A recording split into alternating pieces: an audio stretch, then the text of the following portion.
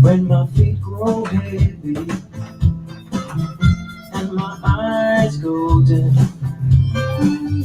hearing fades to whispers, I know your love can heal all my sin. Thank you that you're with me, beautiful words I hear within. I know you will restore all things, Yahushua, you are my King. We bless your name, and we welcome you to join us here. We bless your name, and we welcome you to join us here.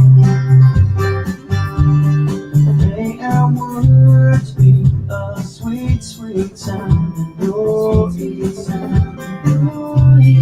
May our words be a sweet, sweet sound in your ears.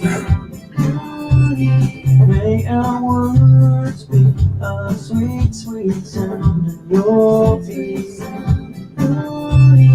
May our words be a sweet, sweet sound in your ears.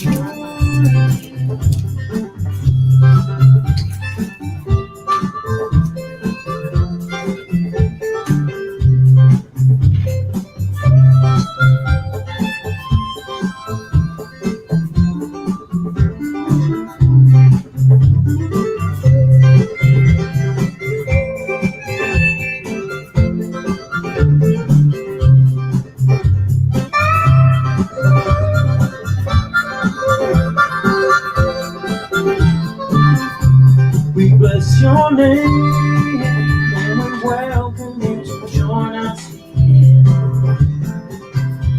We bless your name, and we welcome you to join us here. May our words be a sweet, sweet sound in your ears. May our words be a sweet, sweet sound in your ears. May our words be a sweet, sweet sound in your ears. May our words be a sweet, sweet sound in your ears.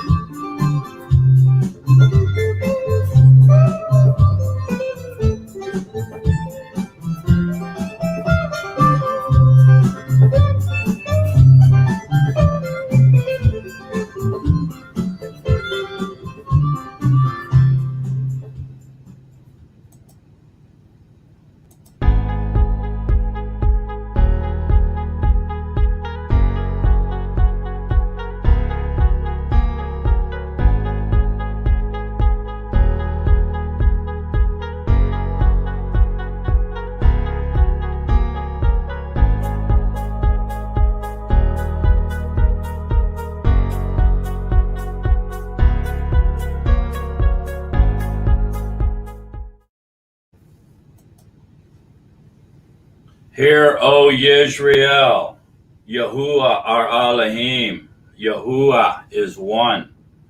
And you shall love Yahuwah, your Elohim, with all your heart, and with all your being, and with all your might. And these words which I am commanding you today shall be in your heart, and you shall impress them upon your children, and shall speak of them when you sit in your house, and when you walk by the way, and when you lie down, and when you rise up. and shall bind them as a sign on your hand, and they shall be as frontlets between your eyes. And you shall write them on the doorposts of your house and on your gates. Hallelujah.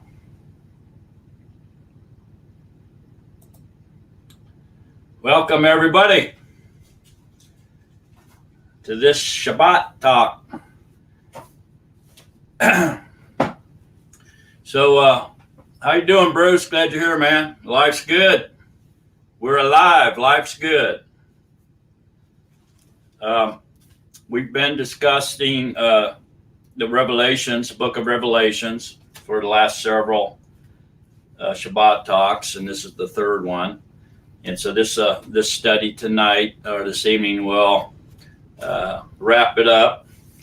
And so the goal here is to expose, or at least simplify, prophecy written in Revelations, so that we understand that it's really not all that difficult as it first appears, or first seems, or as people like to make it out to be.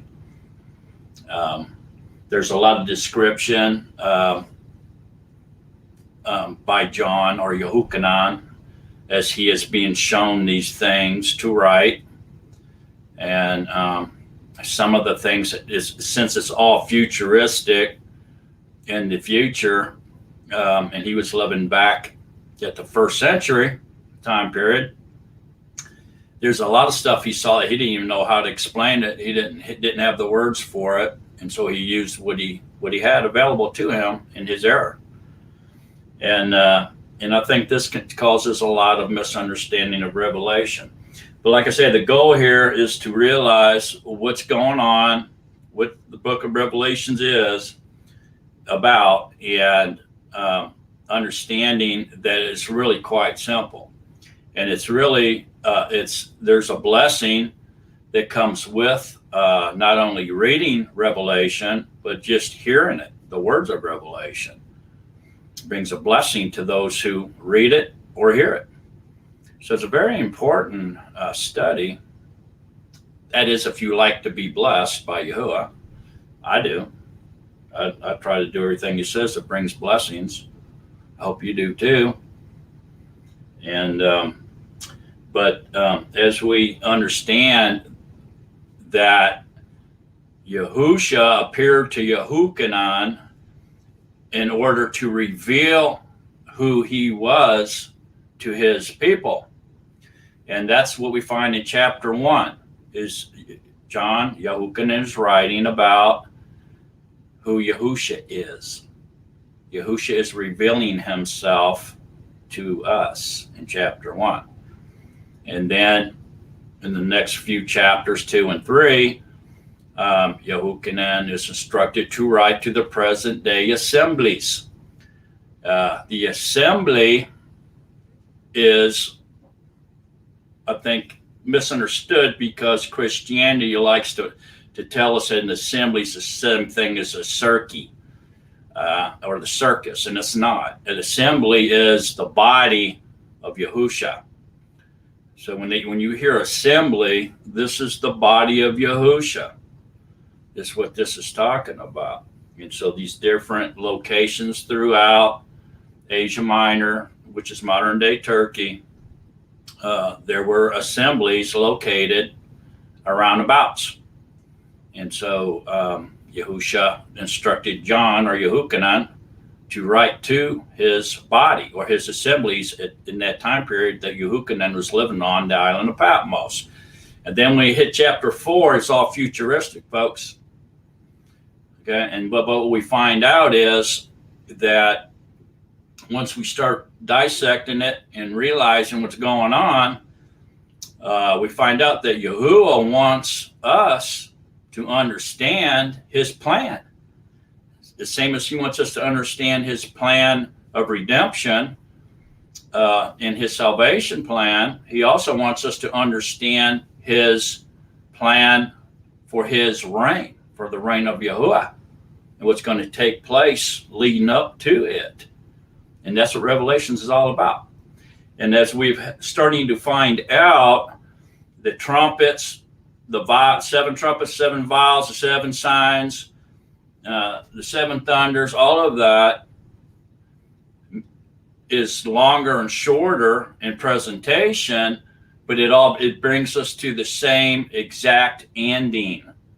And what we have found out is that ending is the Battle of Armageddon, the wrath of Satan, the devil, and at the very end of the Battle of Armageddon comes the wrath of Yahuwah. And then we go into the seventh day, or the millennium reign, the reign of Yahuwah, which is forever and ever. It'll never go back to being men's reign or Satan's reign at that point. It'll go through that millennium reign. Flesh will still be here during that time period, flesh and blood, but afterwards comes the promise. Because all flesh and blood cannot inherit eternal life. All flesh and blood will cease. It's been tried, condemned, convicted, condemned to death. All flesh will return to dust. But the promise is he's still going to save our inner being, our spiritual man, and he's going to give us a new immortal body. So we're going to receive a new body, even though our old body cannot be saved. Flesh and blood's gone, folks. Can't be saved. And he's not going to be delivered and going to the reign, into eternity. We'll have different new immortal bodies at that point. Okay, so tonight this is going to be very exciting here, because these seven vials is going to wrap this up. It's going to bring it all together, fill in all the gaps, and it should open everybody's mind, should be open to Scripture tonight, especially the book of Revelation.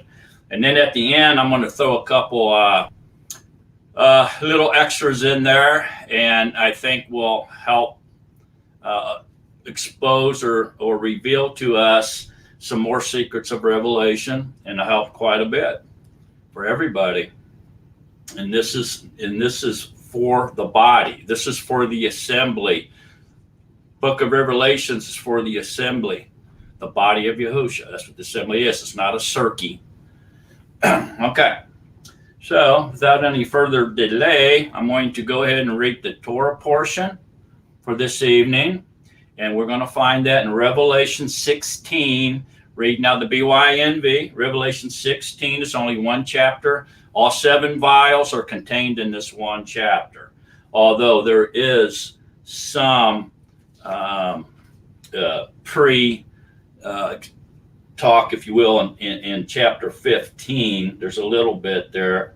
For example, in verse 6, and out of the Mishkan came the seven messengers, having the seven plagues, dressed in clean, bright linen, and having their chests belted with gold bands. The seven messengers, one of the four creatures gave to the seven messengers 7 golden bowls filled with the wrath of Yahuwah. That's very important before we start reading chapter 16 for us to get a handle on that. We got to get that right there. That's like huge. Phyllis White, glad you're here, sister. Lou, glad you're here, brother. Bruce, Peggy, Russell, glad you're all here. LaBear, glad to see you, brother. So this is real important. Let's grasp this one thing right here before we move into chapter 16. The seven messengers, seven golden bowls filled with the wrath of Yahuwah. That's the clue. Wrath of Yahuwah. The tribulation years is not the wrath of Yahuwah. It's the wrath of Hashatan, the devil. The wrath of Yahuwah are the 7 golden bowls or vials that are going to be poured out on the enemies of Yahuwah's people. He's going to come and fight for Israel at the end of the Battle of Armageddon so that they're not totally wiped out. And we're going to find that all out as we study through this. It's all going to come together, I promise you. So just remember that. It's very important. The wrath of Yahuwah is poured out at the end of Armageddon. The 3.5 years of tribulation is the wrath of the devil, not the wrath of Yahuwah. All right? And the Mishkan was filled with smoke from the esteem of Yahuwah and from his power, and no one was able to enter the Mishkan until the 7 plagues of the 7 messengers were ended. All right, very important. That's in 15. And then I'm just going to read 16 here. We got a lot to cover. I want to bring this all together. All this, the 7 seals, the 7 trumpets, the 7 thunders, the 7 signs, the 7 vials. I want everybody to see how simple this is, because it's something we need to understand in these end times, because we have to teach this to people, and we have to be watching for our redemption. And we can't if we don't know what all this means. It's not as hard as we've been led to believe by all the false teachers in our lives as we were growing up through Christianity. So also into 17, the 7 vials spill over a little bit into 17, but it's basically just chapter 16. But 17 kind of defines the 5th vial for us. So when you go into chapter 17, when you're studying on your own, realize that it's going to define the 5th vial for us. It's going to give us more of an understanding of the 5th vial. Very important point out of that 5th vial, but it's explained in great detail in chapter 17. Okay? All right, so here we go with our Torah portion reading. Read along, please, if you have BYNV in front of you or your favorite translation. It will be in Revelations chapter 16. And then I'm going to elaborate quite a bit, put it all together for us. And we're going to open this up, and hopefully we're going to get a whole lot of involvement here from the body. Hi, James. Glad you're here. Lorraine, glad you're here. And I knew you would be here. Anybody that doesn't know, I've had a few questions from people come across. Lorraine is my wife. So she's probably not going to come on this live stream. I'm almost pretty sure of that, but she is there. Her name's Lorraine. That's what she goes by there. Her real name's Pamela. And you can speak with her if you want. She's on here just about every week, and she's usually in the chat room just listening and reading people's comments. So anyway, here we go. And I heard a loud voice from the Mishkan saying to the 7 messengers. Notice that there's always 7 messengers. We're going to collaborate all this. It's going to be we've got to bring it all into collaboration here. And to understand that it's a long story, long presentation, medium presentation, and a short presentation, all leading to the same end game, the Battle of Armageddon. So where all of them take us. I'm going to give you indisputable proof tonight that these do not telescope. They're parallel in the end in the same exact place, which is Armageddon. Okay, so here we go. 7 messengers, go and pour out the bowls or vials of the wrath of Yahuwah on the Arats. Now here we go. Confirmation.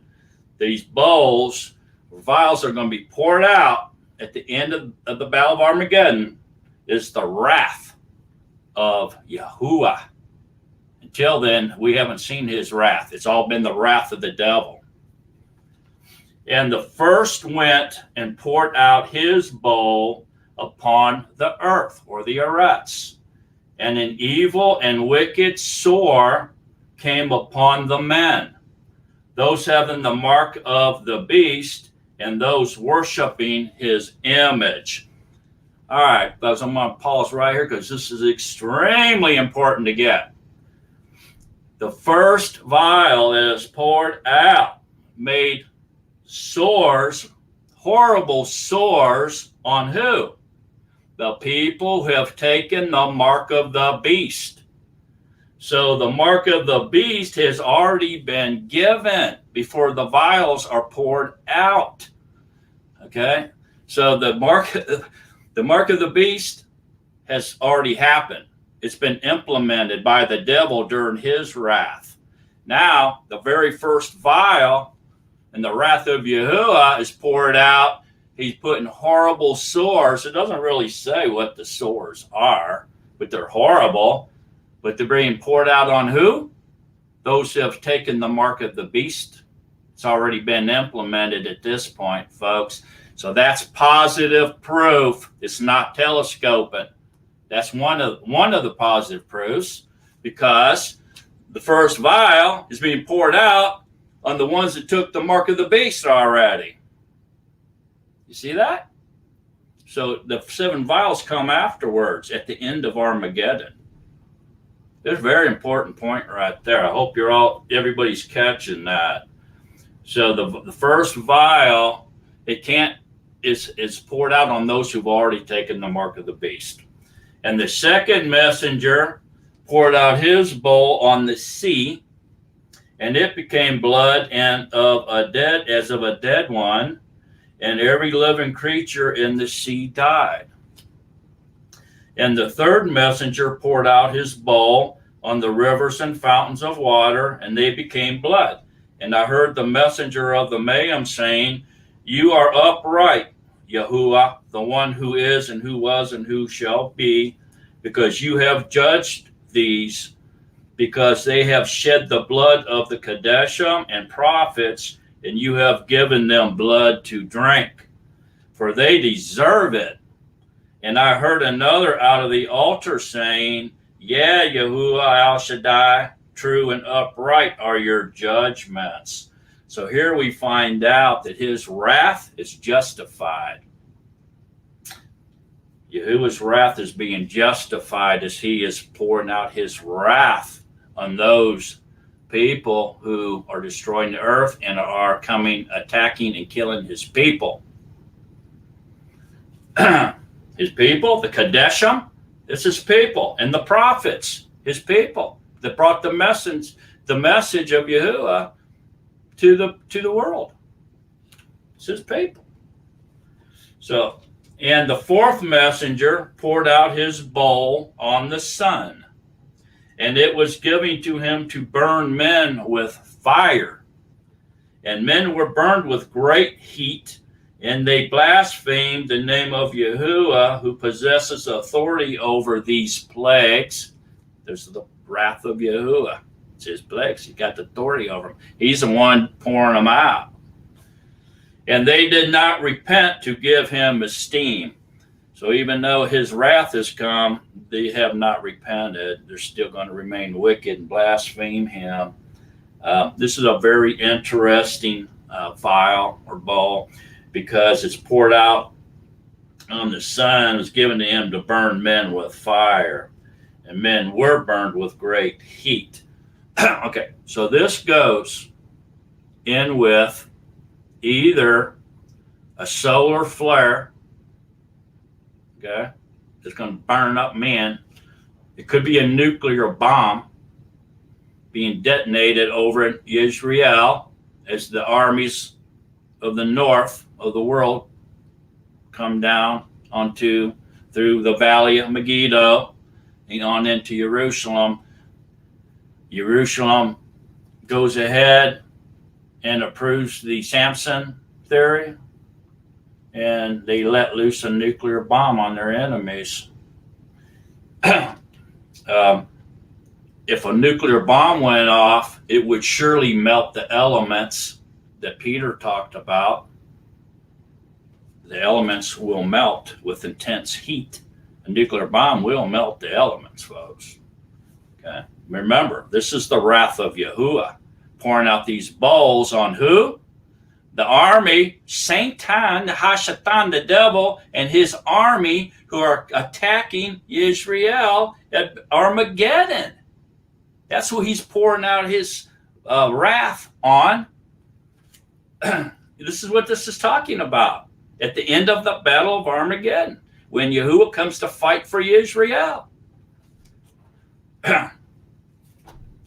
conquest, war, famine, and death. It's what it's all about.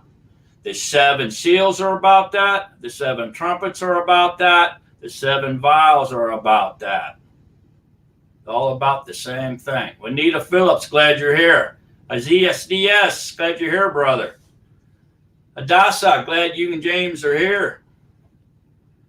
Okay, let's move on. And the 5th messenger poured out his bowl on the throne of the beast, and his reign became darkened, and they gnawed their tongues from pain, and they blasphemed the Yahuwah of the heaven for their pains and their sores, and did not repent of their works. Still not repenting. All right, here he goes. He's pouring out the 5th vial,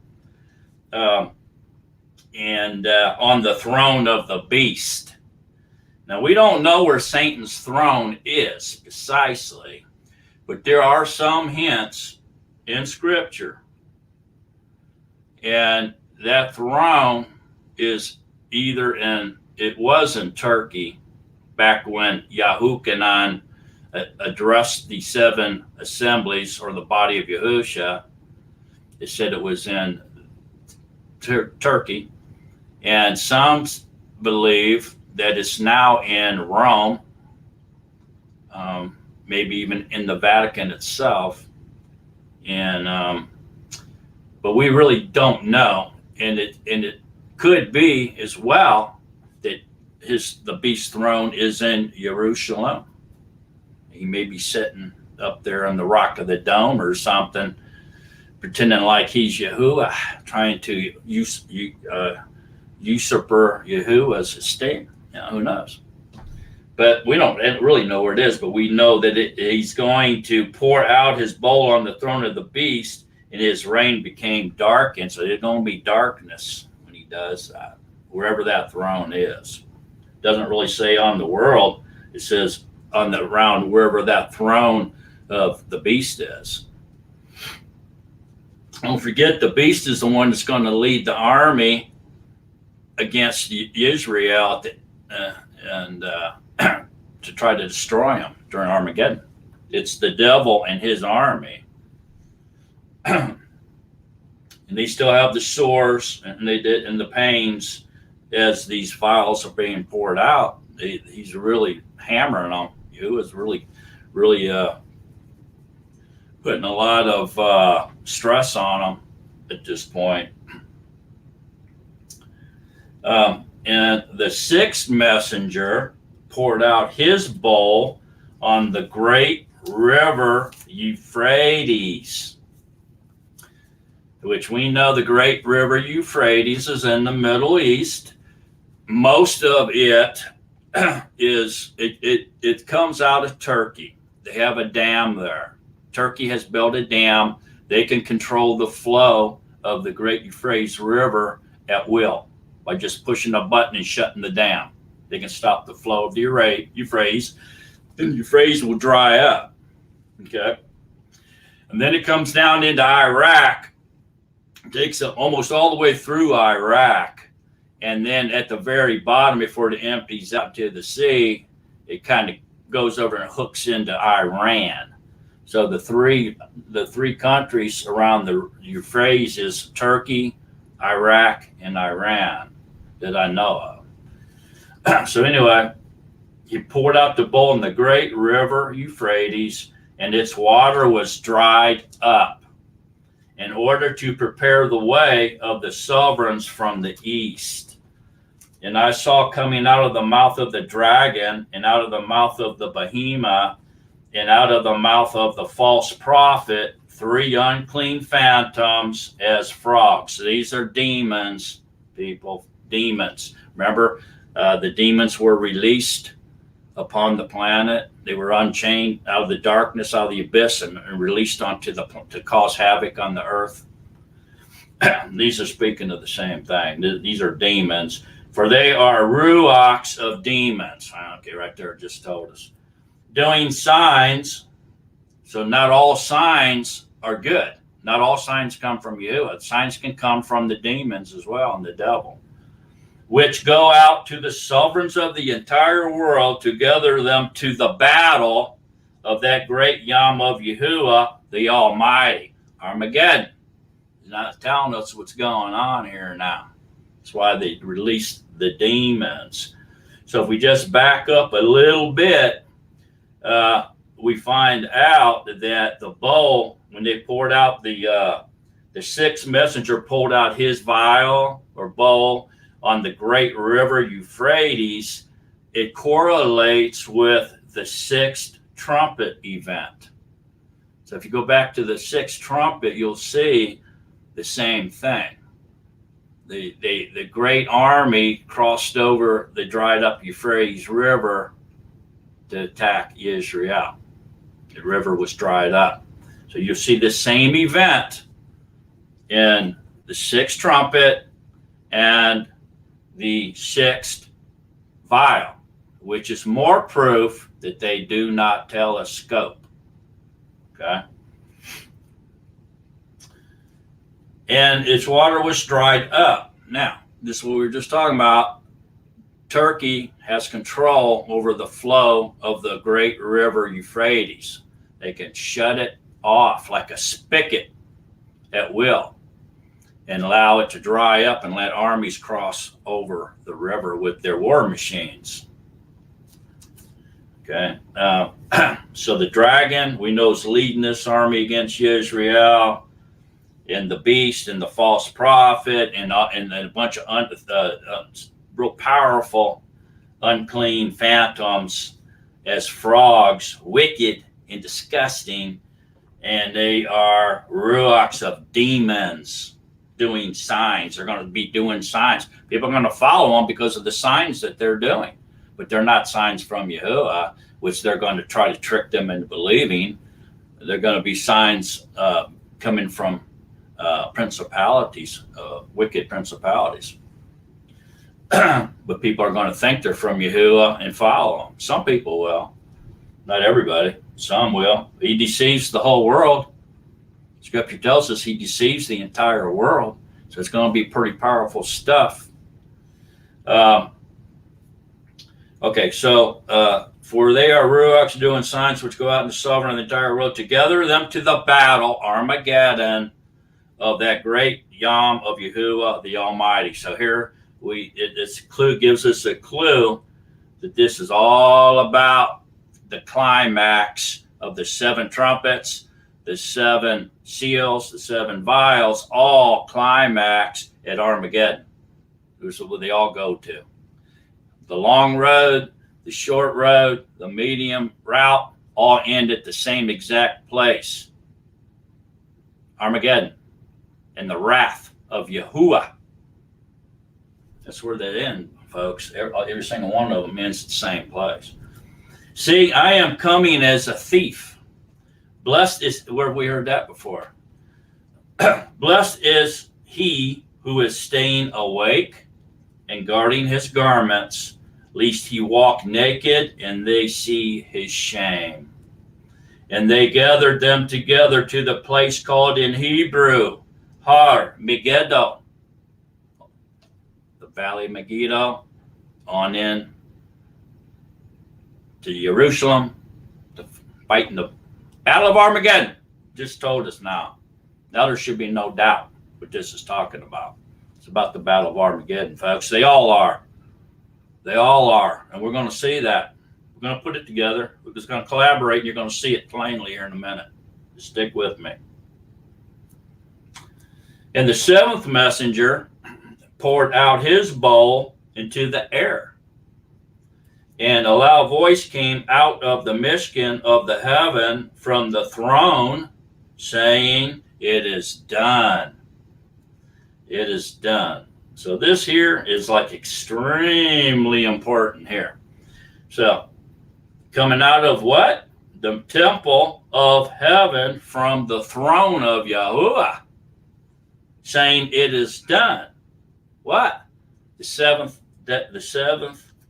vial ends the reign of man, the reign of the devil, and it begins the reign of Yahusha. It starts the reign. This is the 1,000 millennium reign of Yahusha. It's over, folks. It is done. No more will man, traditions, religions, and governments rule. No longer will Satan and his demons rule or haunt us or torture us. It begins the reign of Yahuwah. It goes 1,000 years. He's going to reign on this planet with flesh and blood. And they're going to procreate and repopulate the planet for 1,000 years. This doesn't start eternity.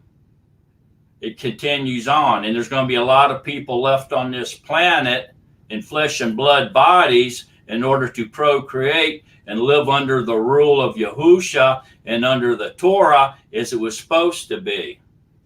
And we're going to see what it should have been all along for 1,000 years.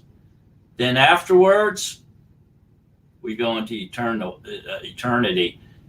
Shaitan has to be released for a little while, and he'll come back and he'll collect a big army. Again, unbelievably, these people will follow him after living 1,000 years in paradise with Yahusha. They will follow Shaitan, and he will get a big army as the sands of the sea, and he'll come against the camp of the Kadeshim. And Yahuwah ain't going to have nothing to do with that. He's going to slap him, grab them all, him and his army, and throw them into the lake of fire where the beast and the false prophet are. Those are the first two that's going to hit the lake of fire. And Satan and his army are going to go in there with them after a little while. He's released in that micro error. But it is done means Yahusha is coming to reign for 1,000 years and forever and ever. There will be no end to his reign. It is done. No more men's reign. No more the devil's reign. None of that. Home Sanders, glad you're here, brother. And there came now. This is something I would just this next passage here is found 3 times. It's found after the trumpets, after the seals, after the trumpets, and now after the vials. 3 times it says the same thing. What's it telling us? It's telling us that it's making us aware that the coming of the Battle of Armageddon, which is going to happen at the end. The wrath of Yahuwah, the Battle of Armageddon, the wrath of Yahuwah, and the second coming of the Mashiach. This is what this passage is telling us right here. We're just about to read it. Here it is. And there came to be noises and thunders and lightnings. And there came to be a great earthquake, such as a mighty and great earthquake as had not came to be since men were on the Euphrates. So what happens when Yahusha comes back to the Mount of Olives? There's a great earthquake. It's split in 2. I believe Israel split in 3 divisions, but Jerusalem, the mountain, the set apart mountain, is split in half. A great earthquake like the world's never seen when he returns. That's what this is telling us. It's speaking of the Battle of Armageddon, the wrath of Yahuwah, and the second coming of Yahushua Mashiach, or when the earthquake happens. That's what this is all talking about. That little passage is telling us all that. Alufan Milayu. Glad to see you, sister. And the great city became divided into 3 parts. Okay, so the city's going to be divided into 3 parts. And the cities of the nations fell, and great Babel was remembered before Yahuwah to give her the cup of the wine of the fierceness of his wrath. And every island fled away, and the mountains were not found. And great hail from the heaven fell upon men, every hailstone about the weight of a talent. If you look up talent, you get a little bit of different variations, but most of them agree that it's about 125 pounds. So you got a 125 pound ball of ice falling down on people.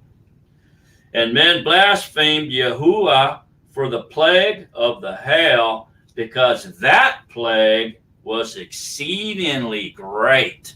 I'm sure it was. It's going to be 125 pounds, a round ball falling down on the planet all over the place and busting all the cities down. All the cities fall. The islands are knocked down. The mountains are knocked down. The islands are gone because of this hail. It is exceedingly great. All right, folks. That's our Torah portion reading for this evening. And hopefully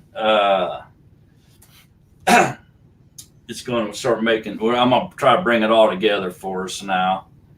So basically, just to kind of repeat here what I've already said, because I think it's really important to understand this, that the 3.5 years of tribulation is the devil's wrath, not Yahuwah's.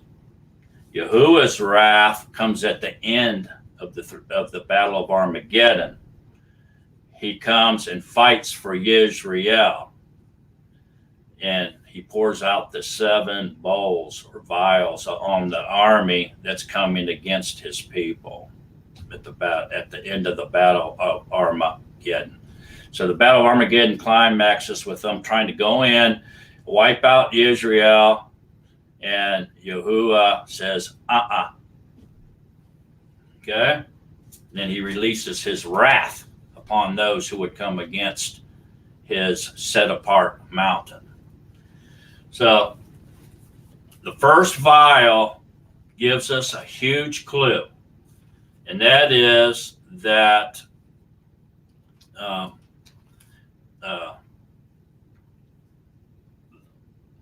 it's released on at the end of, it has to be released at the end of tribulation. It has to be released at the end of tribulation because it's released on those who have received the mark of the beast. That's what it's released on. And they get sores, horrible, wicked sores all over their bodies, and pain from the sores are so great. Okay, so that's the first vial. So it has to be released at the very end of the tribulation years, 3.5 years tribulation, or at the end of Satan's wrath, or at the end of Armageddon. It's all the same thing. The 7 signs, just hit on those one more time. The 7 signs are not telescoping off of the trumpets. The 7 signs are additional events contained in the same timeline as the 7 trumpets, 7 bowls, and 7 seals. It's parallel. The vials are the action-packed, short presentation of events surrounding Armageddon. So which ends with the wrath of Yahuwah being poured out on all the nations who would fight against Israel at that battle. All these events start at different times. The trumpets and the seals and the vials, they all start at different times, but they end at the same end game, or at the same time at Armageddon. This alone proves, is undisputable proof, folks, that the book of Revelation is not written in chronological order. It's all about the same event, the end times, tribulation years, Battle of Armageddon, wrath of Yah, second coming of Mashiach. All these events, or all these presentations, all end with the wrath of Yahuwah and the beginning of the 7th day, or the millennium reign of Yahusha. Therefore, they cannot be telescoping. So what it really is, if you look at it this way, is this is what we've all been taught. If we look at it like, instead of being one big telescope that we just keep extending out and out and out and out until we get to the Battle of Armageddon, and all these different events happen along the way in chronological order, we can look at it this way. We have 3 telescopes. 3. And when they extend out and we can see clearly to the end, we see Armageddon through each telescope. That's where they all go. So this is absolute, indisputable proof that Revelations is not in chronological order. It cannot be, just on that fact alone. So if we notice that the vials are not poured out until the first vial is not poured out until the mark of the beast has been given or implemented, it is at the very end of the Great Tribulation when the vials will be executed. That's more proof right there. Because you find the same events within the vials and the trumpets. You find that same event. So they can't be. The 7th vial is the 7th day, or the beginning of the 7,000 year, the millennium reign. The 6th vial is the 6th day, the ending of men's allotted time, or men's reign of the planet Earth. It's also the end of the devil's reign and his demons. Once that 7th day comes, folks, on the creation timeline, men's governments, traditions, religions, the beast system, the devil, the the false prophet, the demons, they're all gone. No more ever to come back. Ever, ever, ever. Because that begins the reign of Yahuwah, the 7th day, the 7th vial. He says, it is done. I'm taking charge. You've had your fun. You're done. I'm taking charge. That's what the 7th vial is. That's what the 7th trumpet is. That's what the 7th seal is. It's the reign of Yahuwah has come. The return of the king has happened. The 7th day. It's over. It is done. So now begins the reign of Yahuwah on the 7th day. Millennium reign.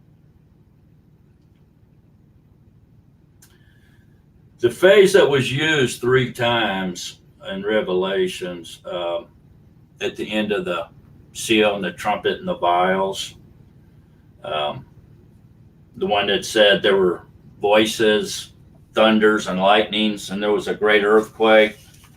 Great earthquake's return of Yahushua unto the Mount of Olives. Such as was not since men were upon the earth, so mighty an earthquake and so great.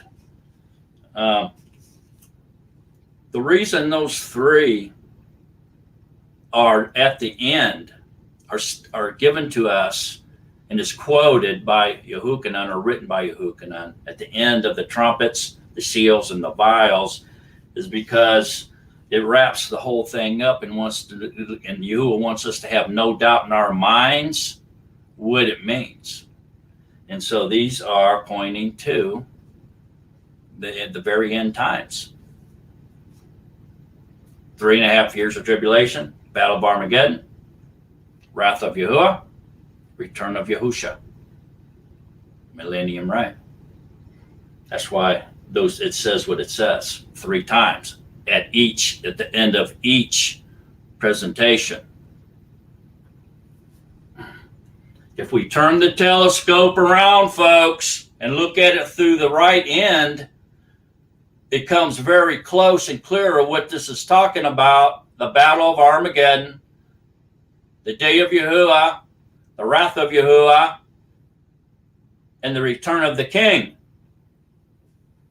Just turn your telescope around, look out the other end. You're looking out the wrong end if you don't get that. the seventh seal,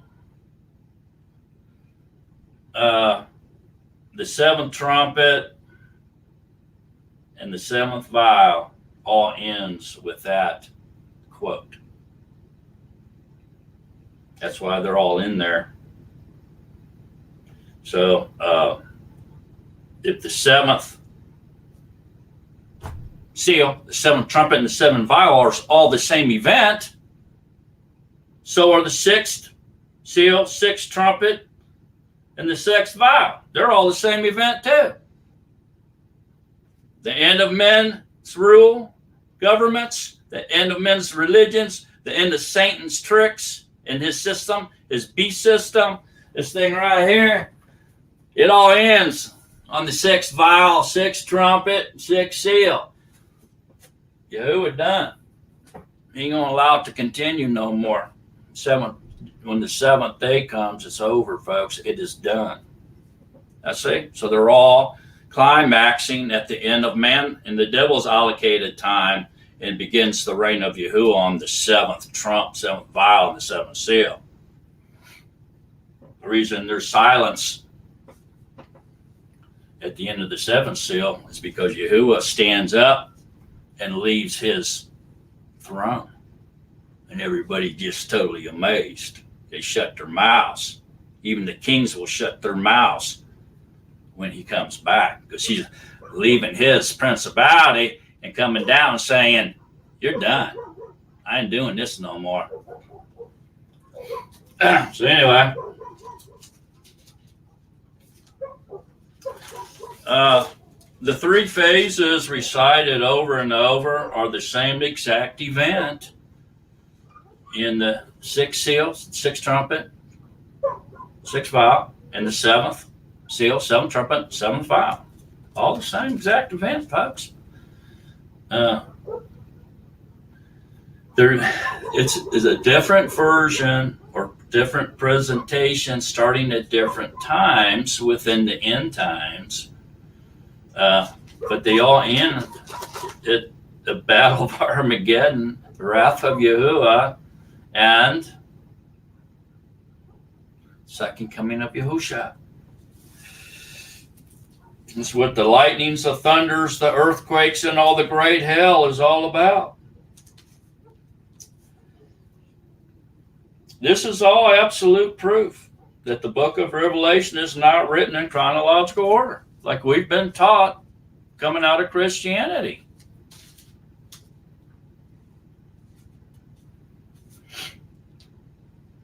There's many events that's going to happen through these that we're not talking about, but we didn't got time to do that. We can't talk about everything, but I just wanted people to see the simplicity and the clarity of what Revelations is all about. Yahuwah wants us to know, man.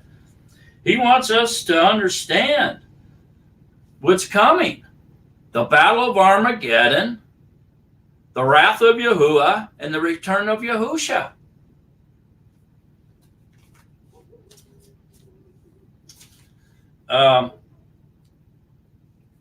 There's some other verses in here that kind of collaborate all this, really, and we can read some of those real quick.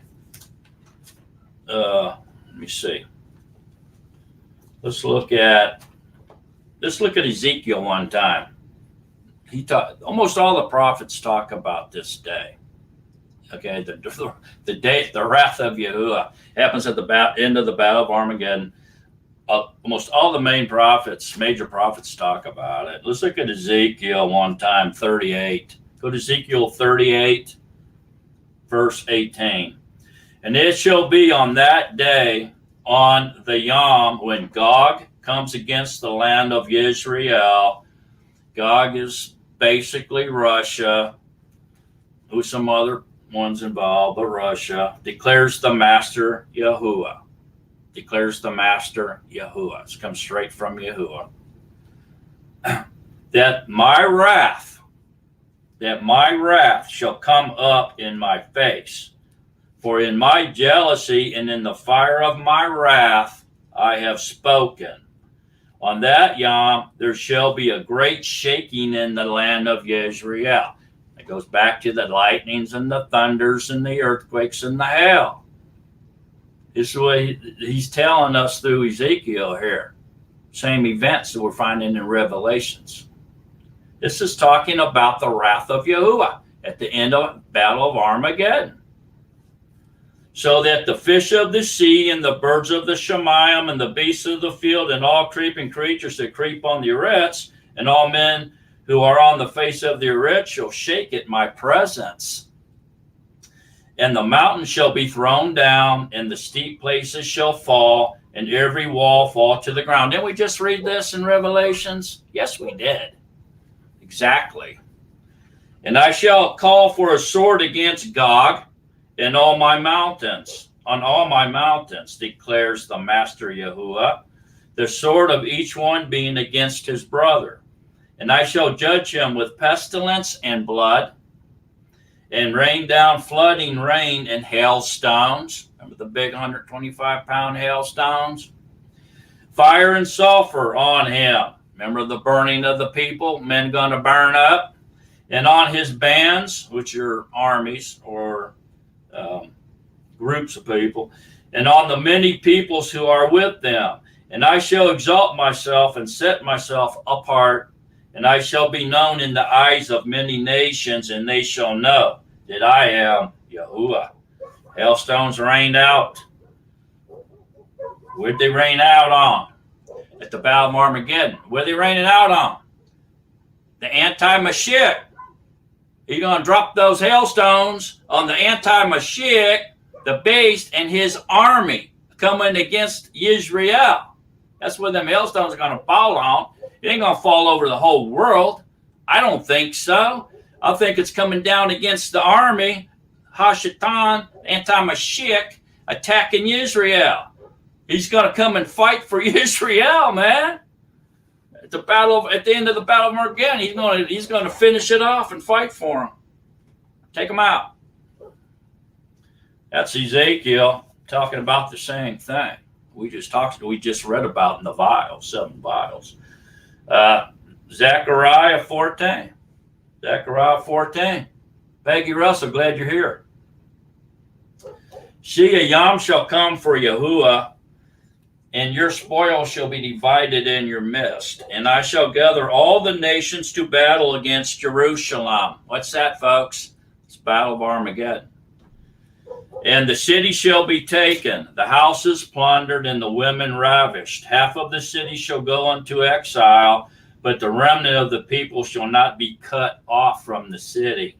And Yahuwah shall go forth, and he shall fight against those nations. See, Yahuwah's going to fight against them, the nations, as he fights in the yom of battle.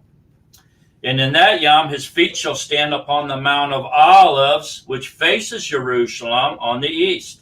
And the Mount of Olives shall be split in two. There's that big earthquake from east to west, and a very great valley, and half of the mountain shall be moved toward the north, and half of it toward the south.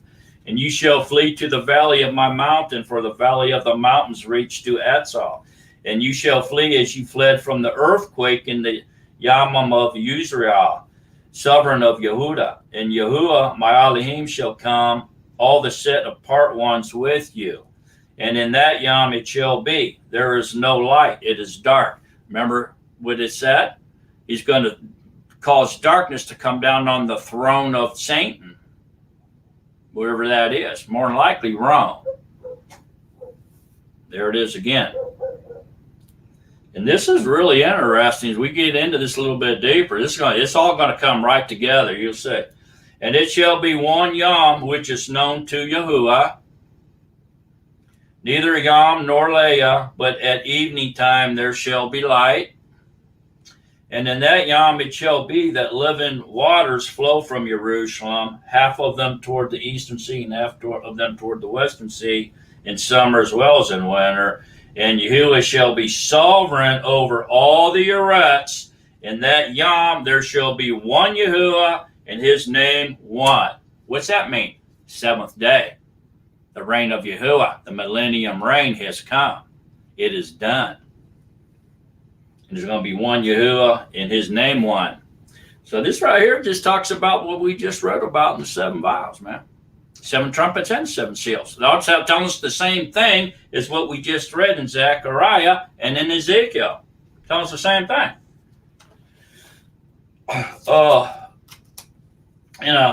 Read, when you get a chance, read Matthew 24. It tells us the same stuff in Matthew 24. There's no doubt this will be a black swan event. When the tribulation years hit, Armageddon hits, they're going to be a mess. It's going to be a mess, folks. Matter of fact, there's going to be 2 wars. You want to call the first one World War III? You can. And then Armageddon. But they have to happen in close proximity. They're almost going to have to within that 3.5 years of Satan's wrath. The tribulation years is what most people know it by.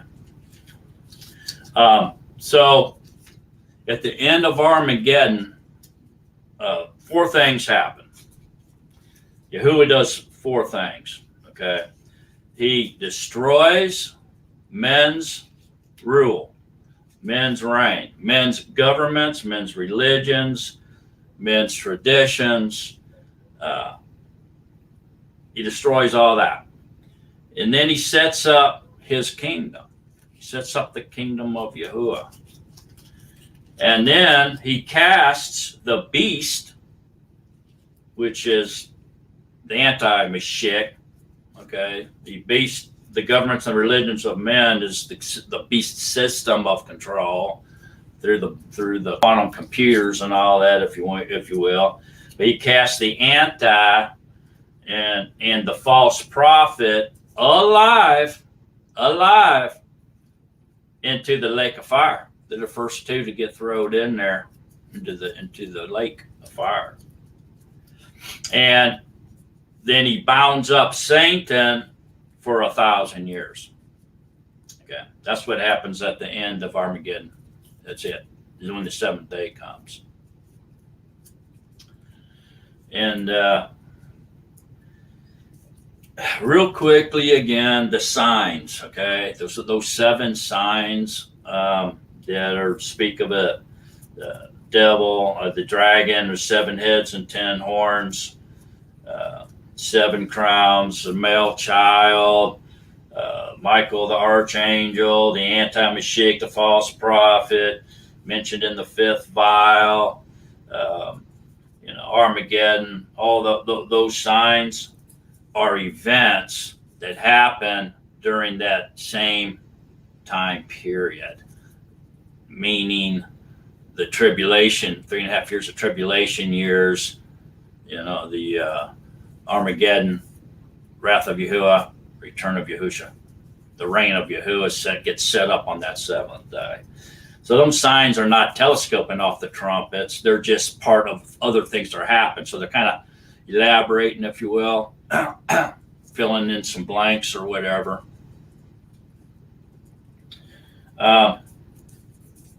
When the bowls are poured out, the mark of the beast has already been implemented. And the 6th trumpet event is the same as the 6th vial.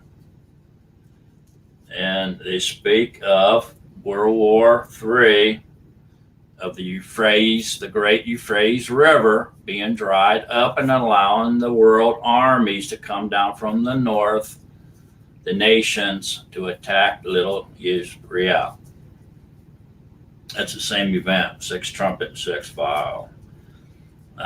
So, I mean, if you really consider that, then it's the kind of proof. I mean, we don't know the exact time or anything, but it's kind of a proof that World War III, if you want to call it that, and the Battle of Armageddon, they must happen in a very close proximity, folks. It's going to be a horrible time for those that don't know Yahusha or refuse to repent. They're going to blaspheme him instead of repenting when he releases his wrath. And that just totally blows my mind. I don't know why anybody would do that.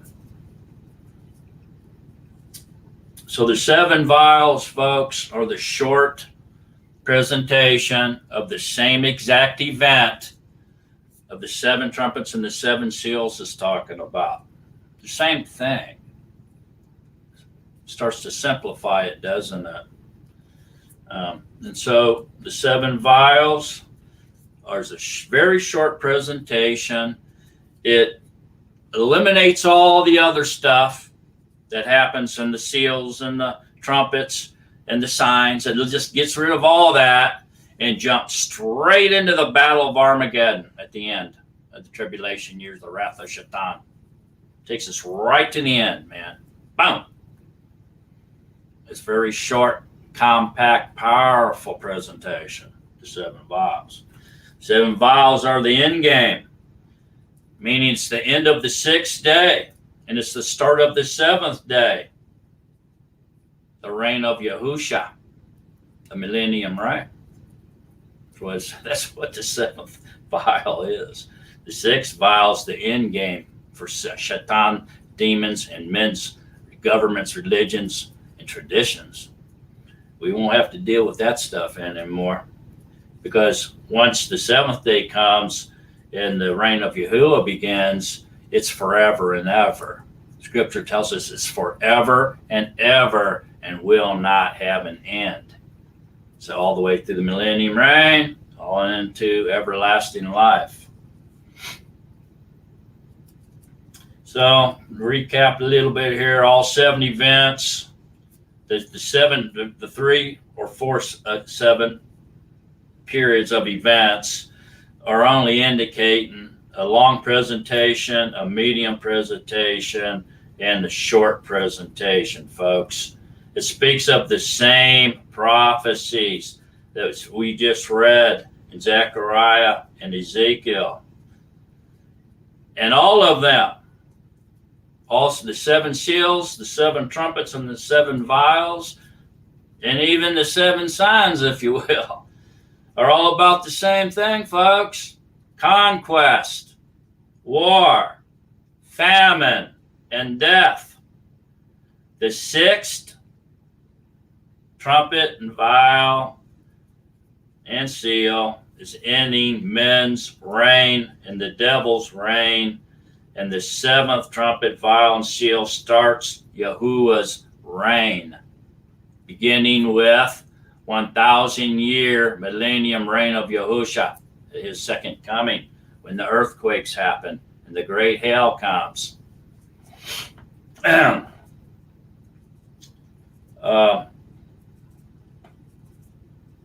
the 5th seal, trumpet, and vial, notice that every mountain and every island was moved out of its place. There's an interesting verse. So in other words, what I'm saying is every story ends at Armageddon with Yahuwah fighting for Israel, and is in the day of battle, and it ends the 6,000 years or the 6th day allotted to mankind, and starts the 1,000-year millennium reign, or the 7th day rest, the Shabbat rest on the creation timeline. All right. There's an interesting verse here in Revelation 6. Just want to look at it real quick here. Go to Revelation 6 in your BYNV. Hopefully that's what you're reading. Nekraftin and Yahuwah. Glad to see you, brother. Glad you're here, Kobe. 16 and 17. 16 and 17. And said to the mountains and rocks, fall on us and hide us from the face of him sitting on the throne and from the wrath of the Lamb, because the great yom of his wrath has come, and who is able to stand? Think about what we just read. Think hard about that. Just think harder about that, man. They're praying. They're screaming out for the mountains and rocks to fall on us and hide us from the face of him sitting on the throne. Yahuwah, right? And from the wrath of Yahuwah. What? No. From the wrath of the Lamb. So the wrath of Yahuwah, the day of Yahuwah, is what? The wrath of the Lamb. You see that? Because the great yom of his wrath, wait a minute, I thought this was Yahuwah's wrath coming out on the armies coming against Israel. Because the great day of his wrath has come, and who is able to stand? So this here, people, is indisputable proof that Yahuwah is one. And the Lamb is Yahuwah. It just told us that. From the wrath of the Lamb, him who's sitting on the throne. Same, he's the same. And we're going to go over that next week. Don't miss it. We're going to go over the dual nature of Yahusha and the oneness, monotheism of Yahuwah. It's going to be a very powerful presentation, folks. A very powerful study for us. So just stay on course here for tonight, though, and continue on. I just wanted to bring that up, kind of. I bumped into that, and it just something I just wanted to share. I think it was very important insight, spiritual insight, I think.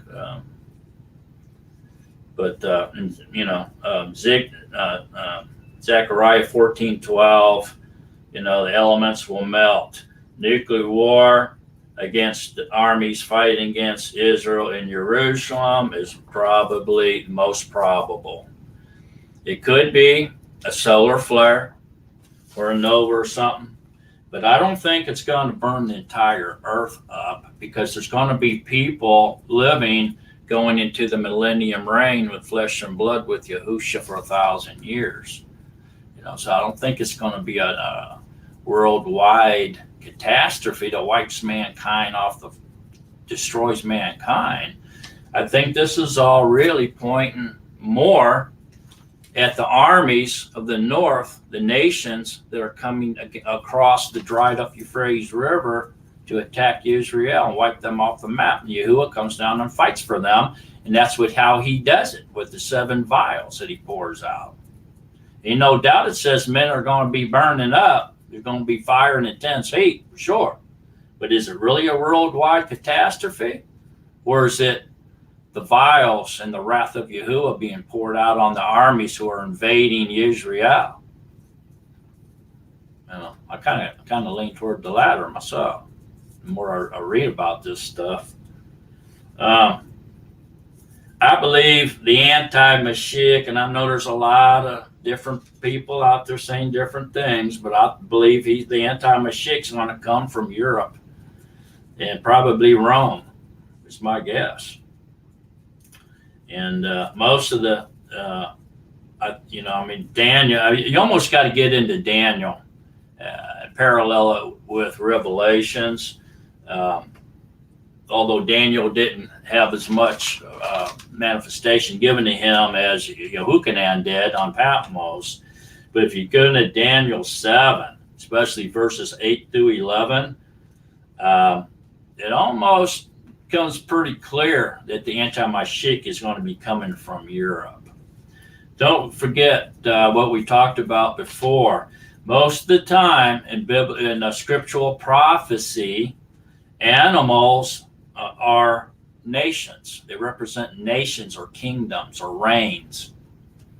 And at the end here, I'm going to kind of go into that a little bit, because I think it's important for us to understand that. And I want to I'm going to present a lot of different examples of that animals in prophecy are nations. And I will even point out the United States of America in scriptural prophecy through animals.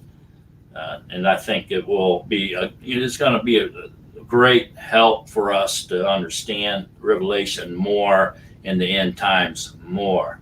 It has to correspond with what's happening in our lifetime, in our era, or it doesn't make sense. Especially if we put it out of sequence, it has to stay in sequence. It's all in sequence.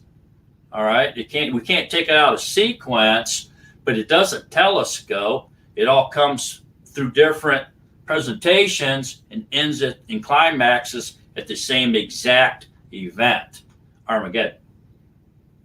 Day of Yahuwah and return of Yahusha.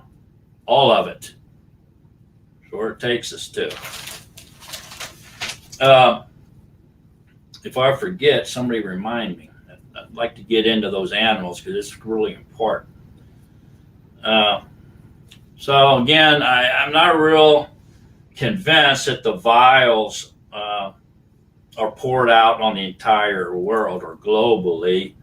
I think most, and not to say that some parts of the world is not going to be affected because it's going to be huge. There's going to be huge events, but I think it's more going to be centered over there in the Middle East as the armies attack Israel and Yahuwah comes and battles into battle, the day of battle, to protect Israel from the nations and from Satan and his army, the anti-Mashiach and his army. So I think it's going to be more against the anti-Mashiach's world global army coming against Yahuwah's people. Climaxing at the end of Armageddon at the wrath of Yahuwah, the 7 vials. So one interesting thing that I'd like to kind of get into here, just real quick, won't take long, is the comparison between the 7 vials at the end of the days, right? And the plagues of Egypt during the first Exodus. There's a correlation there that I think is very, very intriguing to say the least. So the first vial, we found out, is poured out on the army of Hashatan, or the anti-Mashiach, and they get grievous sores on those who did what? Received the mark of the beast. So Satan's army, or the army of the Mashiach and the false prophet, are all going to have what? The mark of the beast, whatever it is. They're going to possess the mark of the beast. They're going to be identified. Satan's army, and Messiah's, the anti-Mashiach's army, will be identified by the mark of the beast. Okay? And they're going to get, the first vial is going to be poured out on them, and they're going to have grievous or wicked sores all over their body, causing them great pain on the ones that have the mark of the beast already. So tribulation's coming to an end, right? Because when did they get the mark of the beast? At the beginning of tribulations. When Hashatan comes on the scene, or the anti-Mashiach comes on the scene in wrath. He's outraged. He's coming to battle us, to kill us, to wipe us out, destroy as many of us as he can. Right?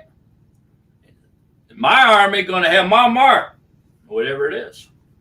Because that's where the sores come upon those who have received the mark of the beast. It's on the first vial. Then we go over to the plagues in Egypt.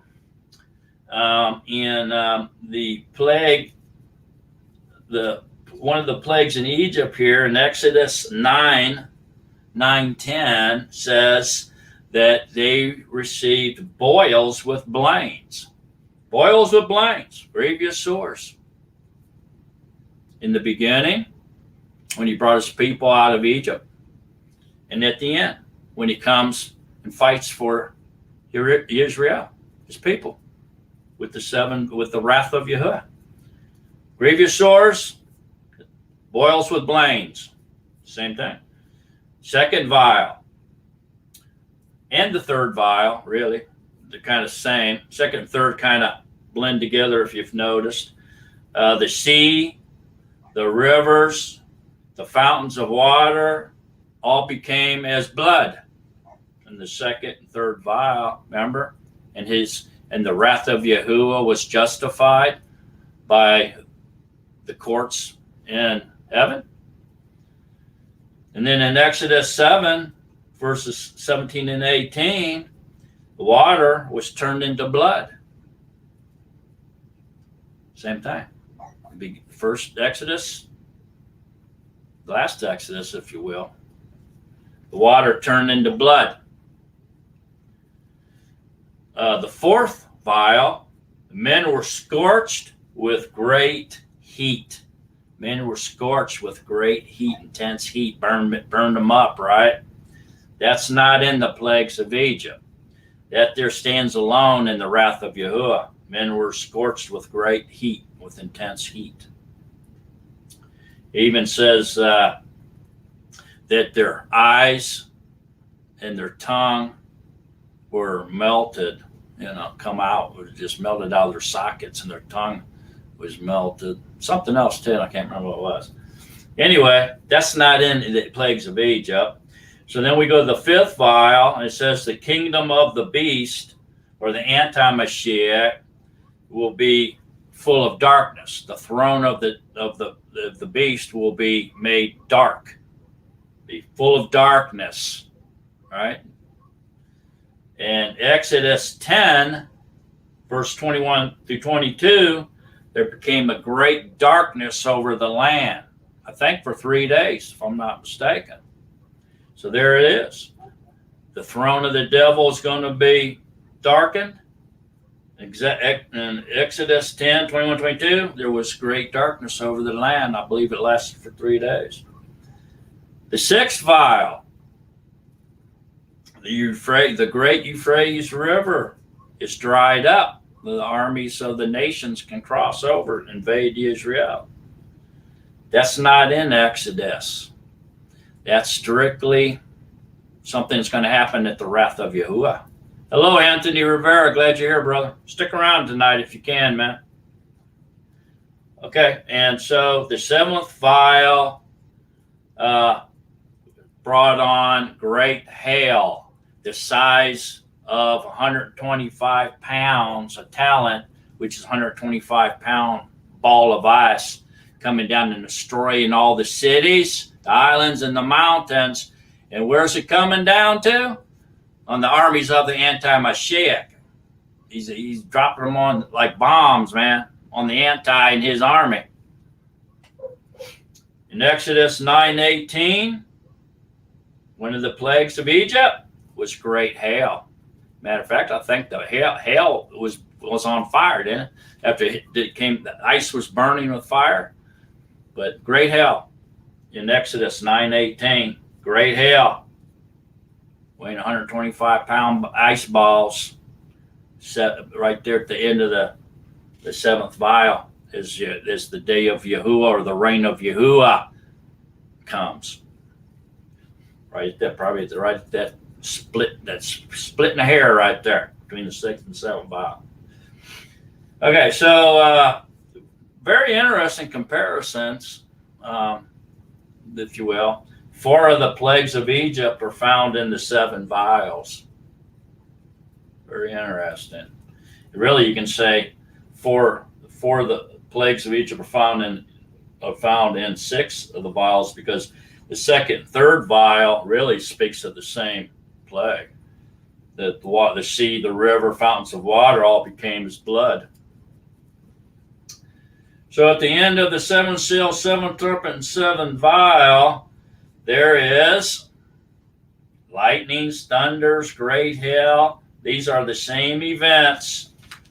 The Battle of Armageddon, the wrath of Yahuwah, the return of Yahusha, the millennium reign, or the reign of Yahuwah, all starts, folks, on the 7th seal, 7th trumpet, 7th vial, the 7th day, or the 7,000th year, and it begins the millennium reign of Yahusha.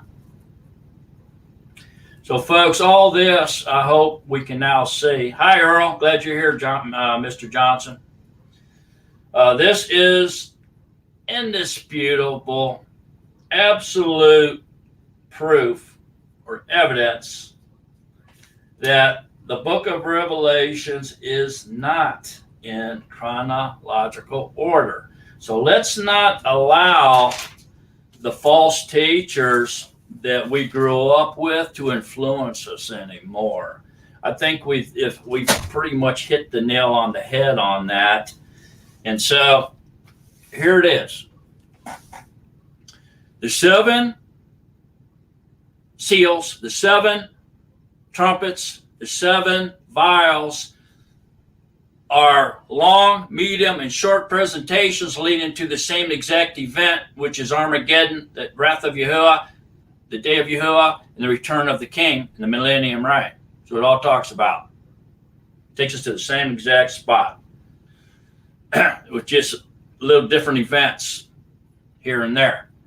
The vials takes us straight to the end of the Battle of Armageddon, where Yahuwah fights for Israel. That's what the vials are. It's it, folks. Simple, cut and dry. It's all about that. All of them. All of them. And we find it in the prophets as well. So I hope,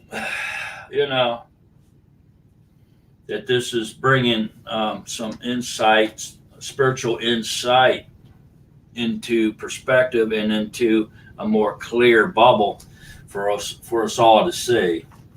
I think it does. I think it's pretty obvious, what it all means. Okay, so let me go back to what I promised you I would talk about here a little bit, and that's the animals and prophecy, what they are and what they relate to, and what it is. It's definitely nations, reigns, or kingdoms. So let's get a look at that really quickly and see if we can make any sense out of what I just said. So the first place we want to run over to is Daniel 7. Daniel 7. I think. Better look it up. Yeah, Daniel 7. All right. Now, let's look at this with exegesis mind, okay? Let's not use the I see Jesus. Let's not do that, because if we do that, then we're not going to learn anything. We have to learn by opening up our minds, receiving the teachings of Yahusha. All right, that's who's teaching us this stuff, and we need to receive it. If we close our minds, we can't receive communication of the Ruach through Yahusha into our minds. You got to keep your mind open to receive the communication. We can all argue if we want to. If we choose to close our mind and use I see Jesus, we can all argue. But let's not do that. Let's just study together and open up our minds to what's being read out of Scripture here. Daniel 7. All right. I'm going to start up here just start at 1. In the first year of Belshazzar, sovereign of Babel, Daniel had a dream and visions of his head in his bed. Then he wrote down the dream, giving a summary of the matters. Daniel spoke and said, I was looking in my vision by night and saw the 4 winds of the Shemayim stirring up the great sea. The 4 beasts and 4 great beasts came up from the sea, different from one another. I mean, they were different and they were separated here in Daniel, okay? They actually get put together, combined later on, and we'll read about that too. That'll give us an idea of what's happening in the latter days. If we understand this prophecy, this animal prophecy, if you will. So the 4 beasts came up from the sea, and they were different from one another and separated. The first beast was like a lion and had eagle's wings. And I was looking unto its wings were plucked off, and it was lifted up from the arets and made to stand on 2 feet like a man, and it was given a man's heart. Okay, folks, right there, right now, just told us about the United States of America. That's the United States of America. Daniel seen in his dream. How so? All right. The lion represents England. It always has. The lion represents England. And Google it, find out for yourself if you don't know that. And it had eagle's wings. So the lion had eagle's wings. The United States is a bald eagle. The United States was born from England. We were part of England when they came to this country, and at the Revolutionary War, the eagle's wings were clipped from the lion, and we got our independence, and the lion went back home, and we became an eagle by ourselves. I was looking until its wings were plucked off from the lion. We won our independence. This is talking about the Revolutionary War of the United States fighting against Great Britain. And it was lifted up from the arrest and made to stand on 2 feet like a man after it took its independence, and it was given a man's heart. That's Uncle Sam. So we have 2 images that represent the United States of America, the bald eagle and Uncle Sam. I want you for the U.S. Army. We just found the United States in prophecy, folks, and Great Britain, and the Revolutionary War. It's right there. And see another beast, a second like a bear. And it was raised up on one side and had 3 ribs in its mouth between its teeth. And they said this to it, arise, devour much flesh. Everybody should know who the bear represents. That's Gog and Magog, or modern day Russia. The bear's Russia. Everybody knows that. If you don't, Google it. The bear's Russia. And this, I looked and I saw another like a leopard, which had on its back 4 wings of a bird, the falcons. The beast also had 4 heads, and rule was given to it. And this I looked in the lay of visions and saw a 4th beast. So this leopard beast is representing none other than Germany and the 4 Reichs of Germany. One head was wounded and split in half at the end of World War II. They split Germany in half. They built the Berlin Wall. They put a fence between East and West Germany, and it was wounded greatly, the leopard. 4 Reichs, 4 heads. Hitler was the 3rd, I do believe. I may be wrong in some of this stuff, but I'm just saying. Fearsome and barely exceedingly strong was the 4th beast, and it had great iron teeth. It devoured and crushed and trampled upon the rest with its feet, and it was different from all the other beasts that were before it, and it had 10 horns. I'm going to stop. Well, let me keep going. Were plucked out by the roots before it, and see, eyes like the eyes of a man were in this horn, and a mouth speaking great words. I was looking until thrones were set up, and the Ancient of Days was seated. All right. This 4th beast or 4th avatar is, I think it's the rebirth of the Holy Roman Empire. That's what I think it is.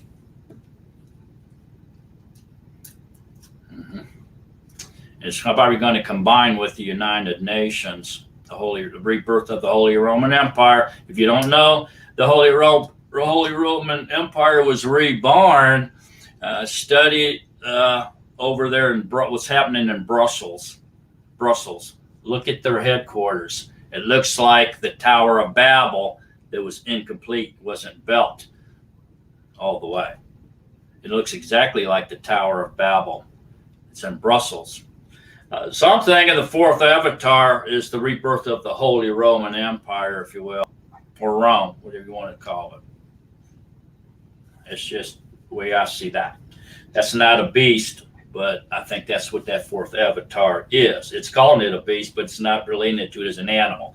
So there again, the lion, Great Britain, the eagle, the United States, the man standing on 2 feet, the United States after it gained its independence, and the 2 eagle wings were plucked out. And obviously the bear is Russia, and the leopard is obviously Germany. Anybody that's ever served in the military and went to Germany will let you know that Germany is well represented by the leopard. And their main battle tank is also named the leopard, after the country, animal, the leopard.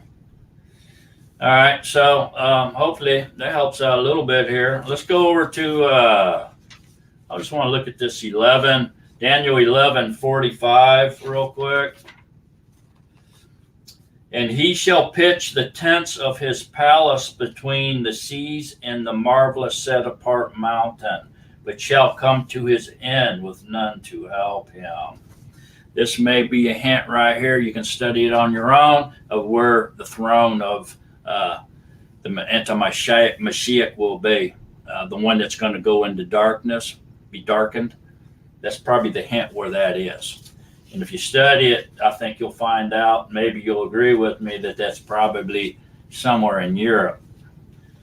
So let's compare that over here to Revelations 13 really quick.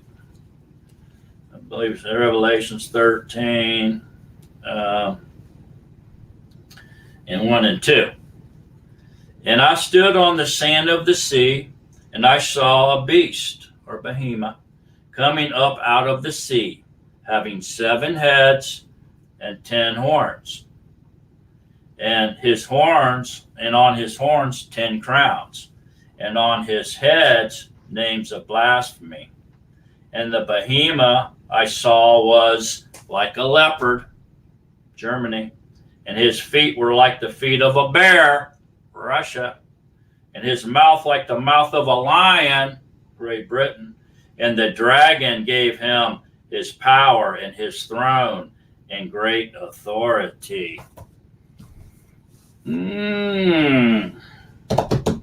Pretty wild, huh? Okay, notice the United States ain't in that mess. So what happened to the United States? Yeah. Let's see now. We go over here to Revelations 12:17. Let's back up here a little bit. We got to go back up. We go to 12:14, Revelation. And the Asha was given 2 wings of a great eagle. Okay, the Asha is representing Yezreel, the bride. Yezreel, the bride. 12 stars, 12 tribes on her, the crown was given to her. So the Asha is Yezreel. Just trust me on that one. It was given 2 wings of a great eagle. The United States is back on the scene here, folks. To fly into the wilderness to her place where she is nursed for a time, and times, and half a time from the presence of the serpent. What's that mean? Time, and times, and half a time is 3.5 years. Time 1 year, times 2 years, or times is 2 years, that's 3.5 a time, 3.5 years. Okay, from the presence of the serpent.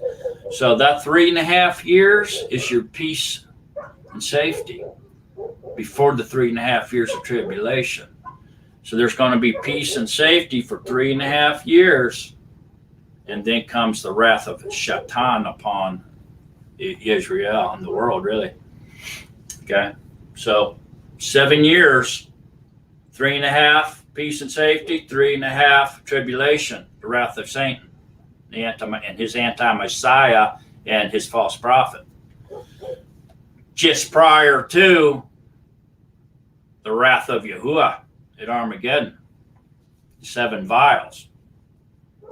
And out of his mouth the serpent spewed water like a river after the Asha, to cause her to be swept away by the river. Lou's got a little note here. It says pressure and false teachings.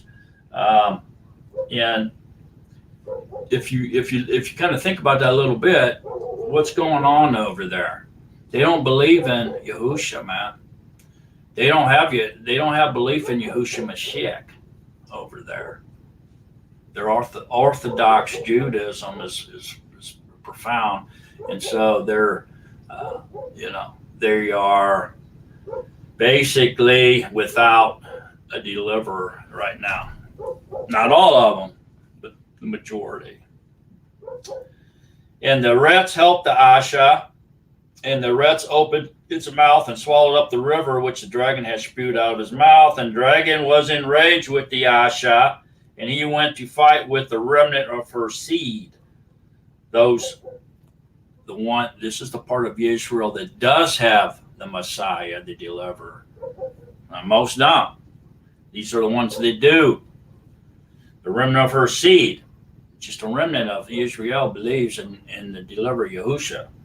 Those guarding the commands of Yahuwah, obeying the Torah, and possessing the witness of Yahusha Mashiach. That's the big difference between the two. Okay? Big difference between the two. And there you go. That's the good old United States right back in Bible prophecy or scriptural prophecy. I think that's about all I got for you. I hope this helps people out there understand Revelations a little bit more. Like I said, Daniel, all the main prophets, but Daniel and Revelations, you got to get into both of them, and then you'll see that they collaborate pretty precisely.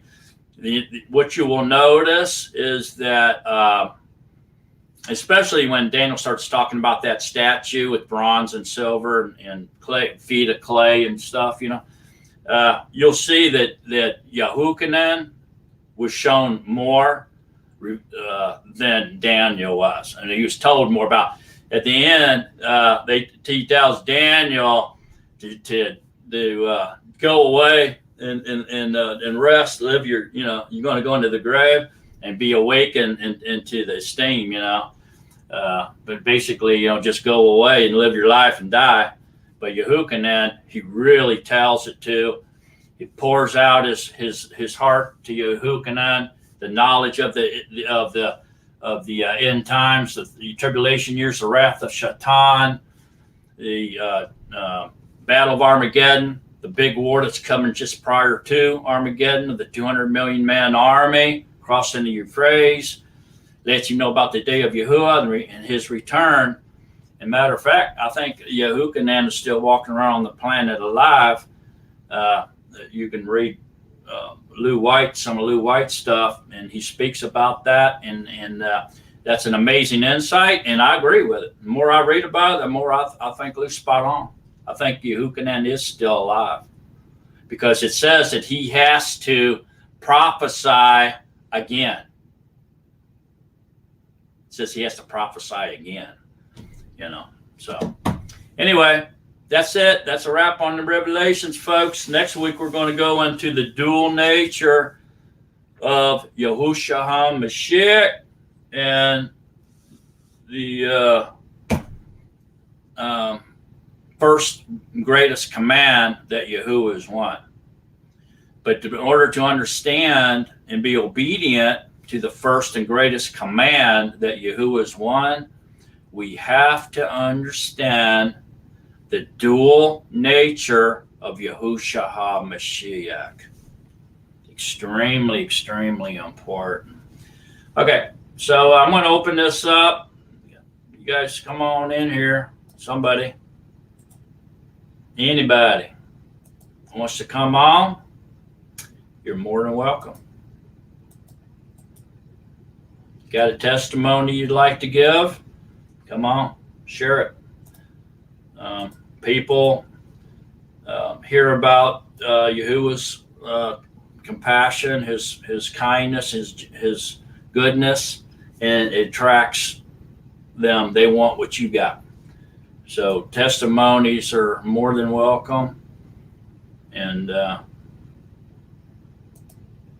come on, and if you have a testimony, please come on and share it, because it be help someone more than you'll ever know to give a testimony. And hi, Bruce. Hey, Peace and love, brother. name to everybody in the dream. And anyway, what's going on, Bruce? Did you got anything you want to share, or questions, or anything you would like to give us insight on this Revelations and end time, latter days, anything like that, or you just want to talk about something else? A mix. Okay. Go ahead. I'll shut up and let you take over. Well, I like learning about prophecy, and I have a habit. Even when I considered myself Christian, I have this habit of wanting to test everything. Like, what are your resources? Are they trustworthy? Testing the spirits. I do that with every person, even the Nazarenes. No offense, but I want to make sure, like, we're all one body, one mind, one faith. That's why I do that. So, but also, I've been just dealing with stress from a woman that was after me.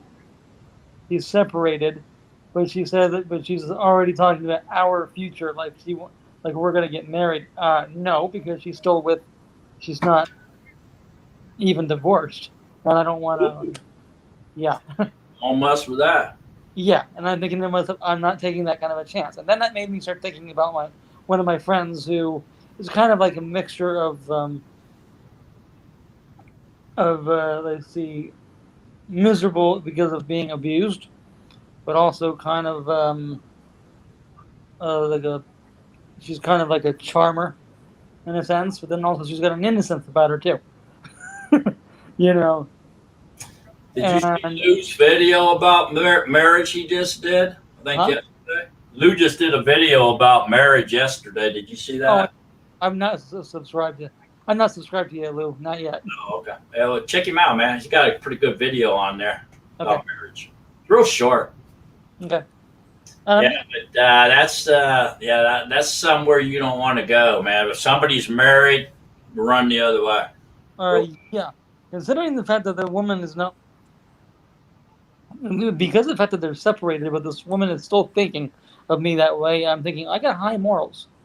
I know that by... Good for you, man. Yeah. I know that from how Yahusha has taught me, the act of any kind of act that can be deemed as marriage, if you're becoming one flesh, any act to become one flesh is pretty much marriage. Because of these becoming one flesh. Yeah, I agree with you. It's not that you got a piece of paper from man saying, okay, we consider you married. Now you can, participate in our system. It's really some more intimate acts that causes you to be married in the eyes of Yahuwah, I would say. And I was so close. The longer I was just hugging one of my friends who came to visit me earlier this year, the longer it went, the more I felt like we were married already. And they're kind of there. That's kind of the danger, because the last time I had seen them, they looked like they were on drugs, and they never harmed anybody, but they were definitely like about to, but because they were starting to fall asleep on the road. And I feel like this is the same woman I actually committed myself to. About how to take care of her at times if needed. How am I supposed to be a brother in the faith, even though we're not Nazarene combined? It was. I felt like the longer we were together, the longer we were intimate, the longer I felt like we were married. That's how dangerous. And I don't want to be, an adulterer. My family doesn't understand this because we grew up in religion, So I don't know where to draw the line. What do you think, Tony? You got any advice for Mr. Baginski? Baginski. Banginsky. Yeah. You have any advice for him Yeah. about girls and marriage and women? Huh? Yeah, run. Run to Yahusha. Turn around and run to Yahusha, Bruce. Well, he's There's some good women out there. You just got to find a good, clean woman, man. I mean, if they're open-minded to what truth you present to them, that's a good sign. If they're not, that's a bad sign. But it can be turn around. But man, if they're married, I would shy away from any of that. Being a Nazarene, because Scripture does say that if somebody divorces their ash or lets her go, gives her a letter of divorce, and she or he, either one, goes out and has an affair with someone else, then not only are they committing adultery, because they're still married in Isaiah, they're causing the person they had the affair with to commit adultery as well. Now you're responsible for that sin. Yeah, it can be kind of a curse on the family, if somebody. Yeah, I mean, who knows? But then, if say she breaks up with whoever she went to with, or he breaks up, whatever, and they try to come back together and they meet, and then they try to get back together, you're not allowed to do that either once they've been with somebody else. Because I think that's an abomination. I do actually kind of get tormented by 1 Corinthians 7. So that's where my struggle is, but I do know, but in light of 1 Corinthians 7, I mean, it does mention too about I don't know. I forgot exactly I don't remember everything about it, but I know that if the woman dies, if your wife dies, then you are free, or no, if the husband dies, I mean, then it don't matter if either one dies, the other one's free to marry whoever they want to marry. Yeah, and you're free from the covenant the only way you can be freed by a blood covenant is by death. If one dies, you're free. That's why Yahusha, one of the reasons Yahusha had to die too, is release us from the first covenant. Yeah. So it's like, and I'm from the first covenant as well. Everywhere that is appropriate, I still struggle with 1 Corinthians 7, which is why I think to myself, how do I act on it?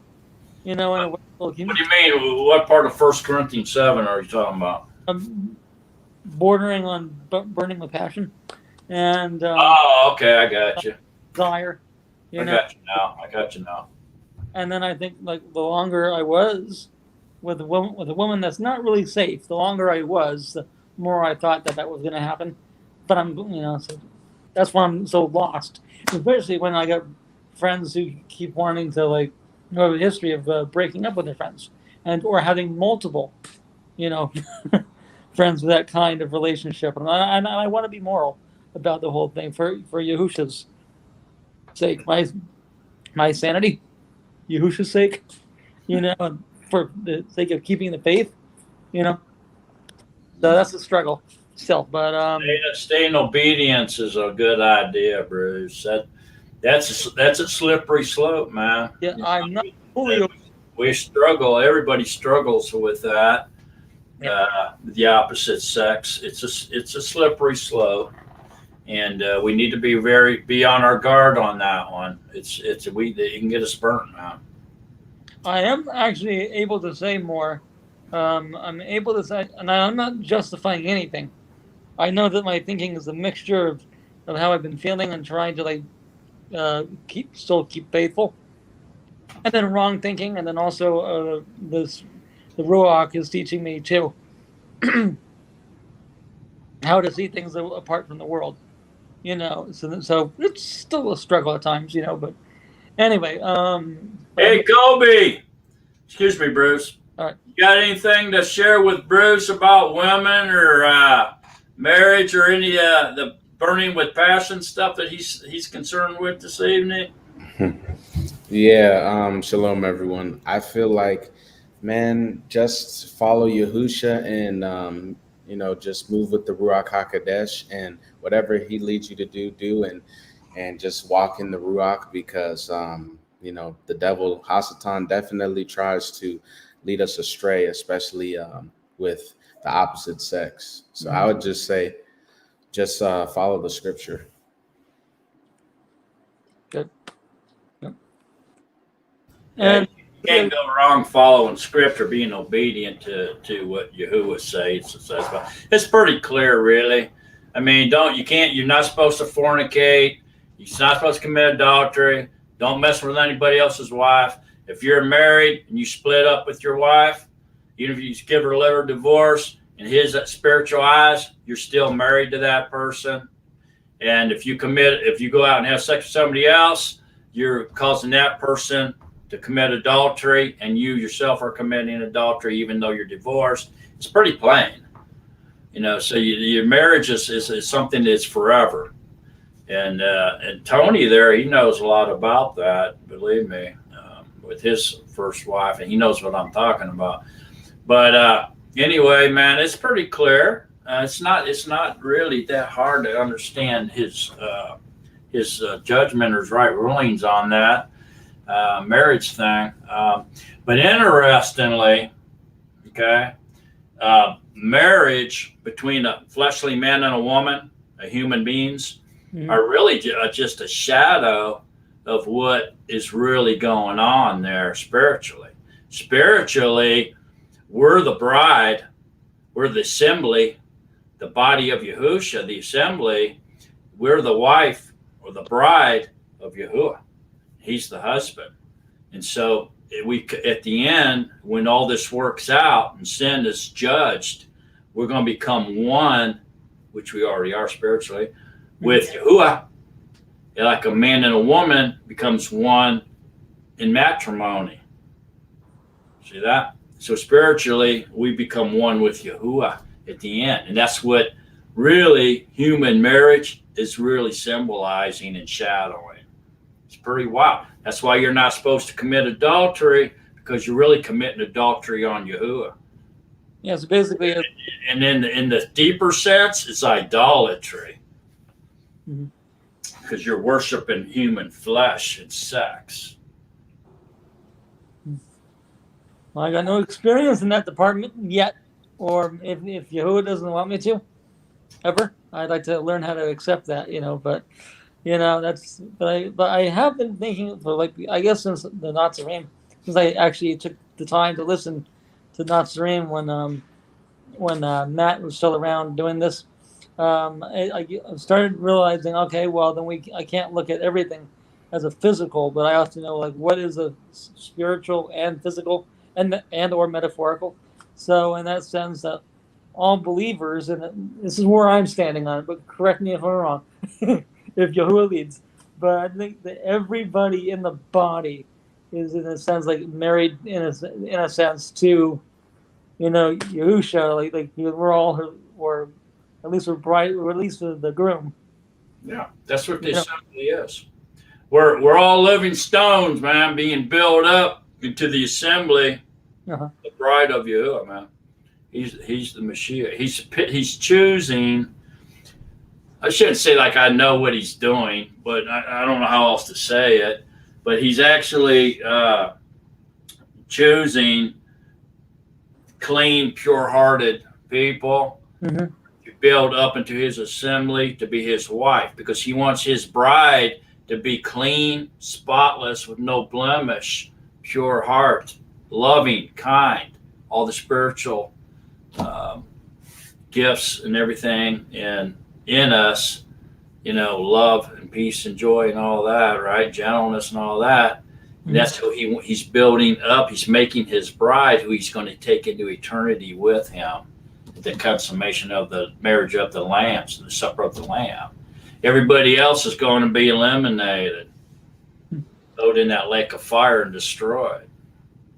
It's kind of weird, and if you think about how he's doing it in a spiritual sense, it's just mind-boggling, really. I mean, it's way beyond what our human minds can figure out. We can only see the surface of it, really.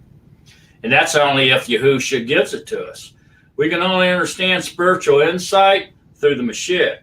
We can't get it in the flesh. The flesh can't go there. It has to be given to you by the Ruach. It's the only way to understand spiritual stuff. What's minds figure it out. That's why I like that breakdown about about what the animals represent. And it was clear to me that with the way this country is, that the eagle, it was the eagle was the United States, and I had just been thinking about as an example about like corruption. Oh, come on, got a notification here. I need to. Anyway, so one example I think about like how this country is, how we're corrupt, is the fact that America is so used to, or Americans have been so used to borrowing or stealing from others' culture. And I noticed that like when I was a couple of years ago, when I was at this camp for people with disabilities, hearing the name of God, Save the Queen, older than God, and then God plus America, same tune. So this country, people have decided to steal and call it their own. Yeah. That's a scary thought. Let me ask you this, Bruce. Sure. And you other two guys too. How close do you think we are to the Battle of Armageddon? Well, what do you feel in your spirit? What do you think where we are in timeline? How close in proximity are we to Armageddon? What would you say? I believe currently, because of the Hebrew year, as long as we're going to officially obey Yahuwah in the fullest, that we're in the year 57. What? 82 or 81? So you're saying we're 220 or 219 years away from of Armageddon? I believe so. Based on the Hebrew calendar, then. And also because 1,000 years is a day, and one day is 1,000 years. Okay. That's why I believe that completion will be in the year 7,000. Okay. Yahuwah willing, that it goes that far. How about you, Kobe? Go ahead and take that same question, brother. I feel like we're definitely close. I feel like, I'm not really going to say that word, but I feel like just the things coming on with this agenda to push that thing, that, goes into our body. I've just seen like a very heavy push on that. And this is just my thoughts. And like in certain places like Israel, I remember reading that they can't buy or sell without it. And that's in scripture. So I don't know if that's the mark exactly. So I'm definitely not going to call that. But it's definitely weird. It's definitely interesting that that's happening. But, I'm not really fearful of it because, Yahusha said all these things must take place.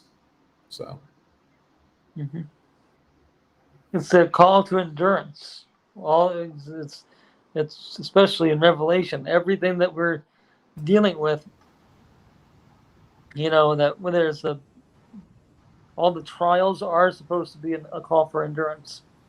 And it kind of brings some light into the scripture.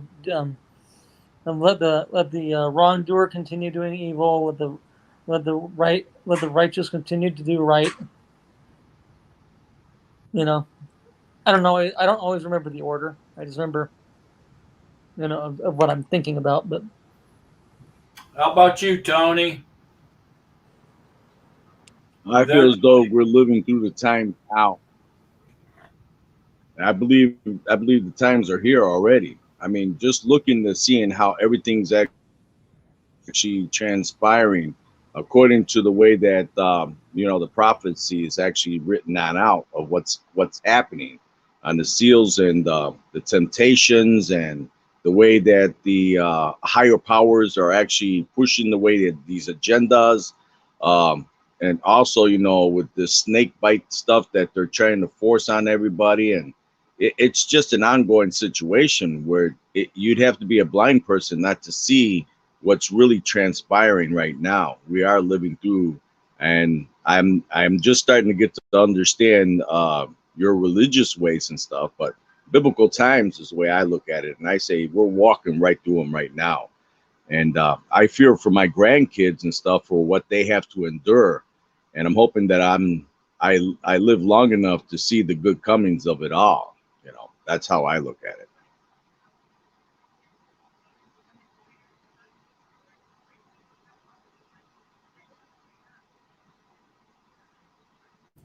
Kobe, you got anything to share with Tony about those concerns?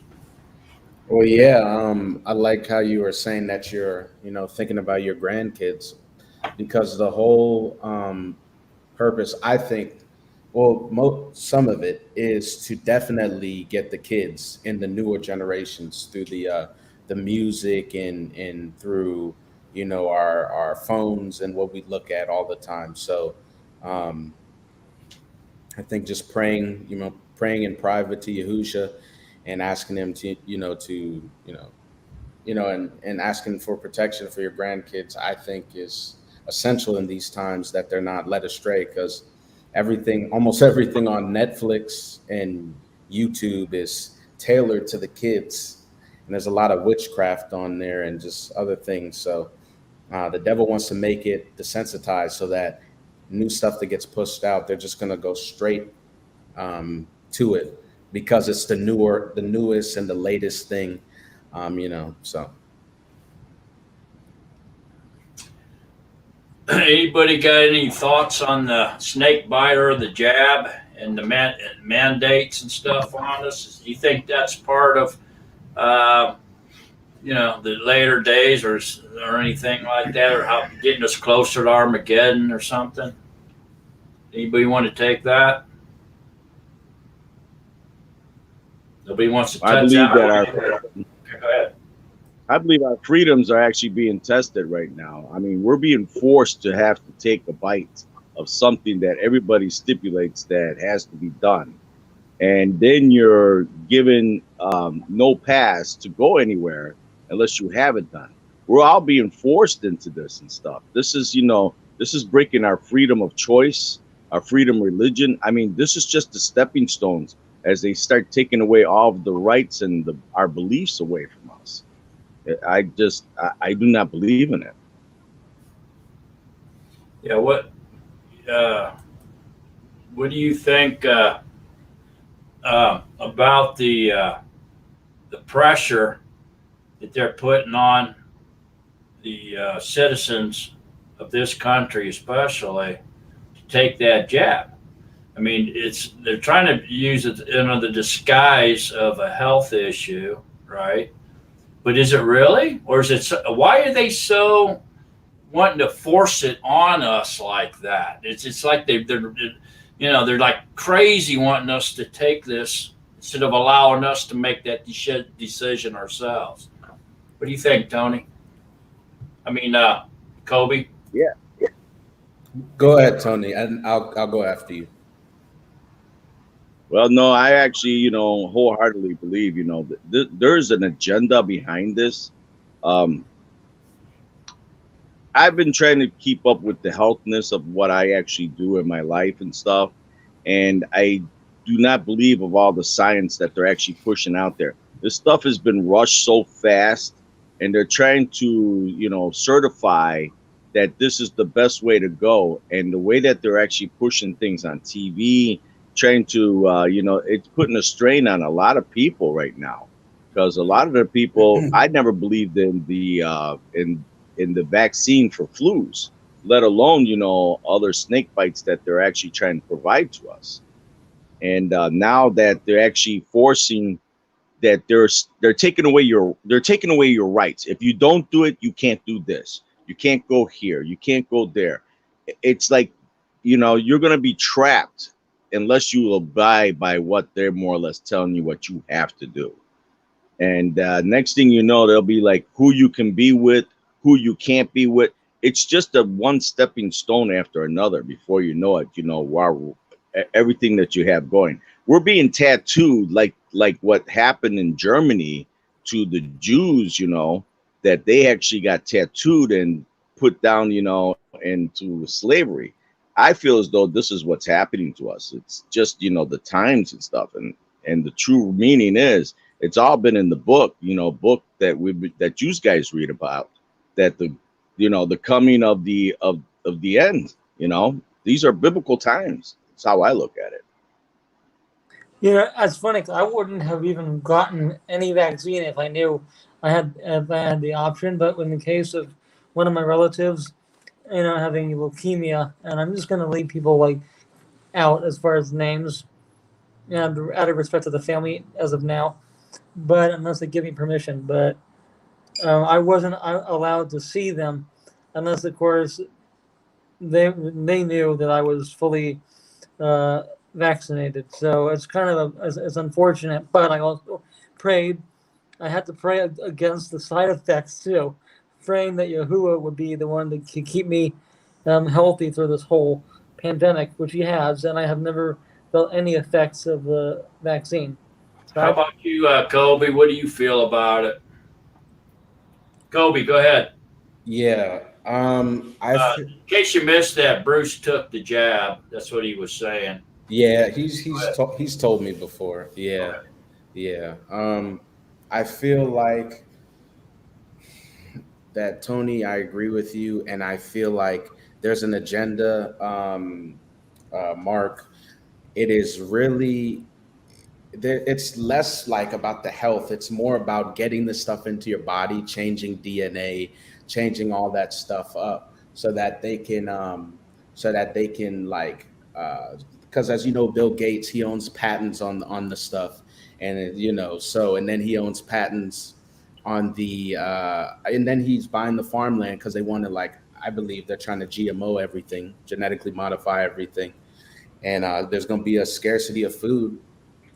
And I think that there's eugenics, which is like population control, and Bill Gates attested that he said he wanted to do that. So and now he has a patent. It's like these things are adding up, and I'm connecting the dots, and I think that there's bigger stuff at play about this AI stuff. This is not a joke, and it's going somewhere, and we got to walk with Yahusha, because I just feel something about that is maybe leading into the mark. I was reading something and they're talking about it's going to be on your hand and you can scan stuff, but it has bioluminescence in your body and all this stuff like that. And they're trying to change the genome, something called working on gene extinction. What is it called? Something gene extinction stuff, and they're trying to like figure out how to, wipe out a whole line of things, of what I'm saying, species and stuff like that. And it's just like, they've been doing that with, like, apparently from what I've heard from people in like Africa, they've been pumping stuff like into African people, and so I'm just being watchful walking in the Ruach. That's pretty much. Okay. I was reading some article a couple days ago, it might have been yesterday, but anyway, that they had done the first autopsy on the first recipient of the snake bite. And it was a man, I think he was in his 80s, and died shortly after receiving the snake bite. And the guy that they released the autopsy before the media could stop him, I guess, this doctor, whatever. But what they had found out, that there were spike proteins that were saturated in the man's main organs. And these spike proteins obviously are real sharp, They cut into the tissue that cause internal bleeding or inflammation. And so they also found traces of nanoparticles as well in his main organs. And that's just about all that it said. And so, I read that and I'm like, okay, if this is real, if it's not propaganda or fake news or whatever, if it's real, there's something really weird about this snake bite, man. It's not really about, because why are people who getting it still getting the flu? It's not help doing the immunities. And then it goes on to say that none of those jabs, none of the snake bites, the venom, okay, the stuff in the vaccine, call it venom, is FDA approved. Not even vipers. None of them. It's false. They are not FDA approved at all. None of them. So there's something really weird going on, man. I just heard that they did approve one of them. I think it was that I think it was that one, or if it was like Loferna or something. I don't know. It was one of them, but they say they did, but then they came out later and said that was a lie, that none of them have been. I don't know, man. You hear all kinds of stuff, but still, there's something weird going on there. And I wanted to actually go to school. I wanted to study medicine, but from what I've been hearing, a lot of doctors. Yep, that's it, Shanna. That's what they have the patent on and stuff like that. So I wanted to go to school to study medicine, but I don't know if I should. I gotta talk to Yahush about that privately, because a lot of the doctors they have to get it, and there is and also they're trying to make all the students in college get it across the country. But there's something called, you can get a religious exemption, and there's different laws. It's either the Geneva or something. It was experimental, that one of them where you can't get something that's experimental, and the other one is they can't discriminate against your religion. So I mean, and if they say write some verses on why to get the exemption, I mean, the Revelations is a great example. So here in Texas, our governor just came out with executive order that you can refuse to take that mandate because of religious beliefs and medical issues, some kind of medical deals. And so, Governor Abbott here in Texas, he's fighting that pretty hard, that federal mandate, for that reason. So that brings up a good point and obvious question to you three. Okay.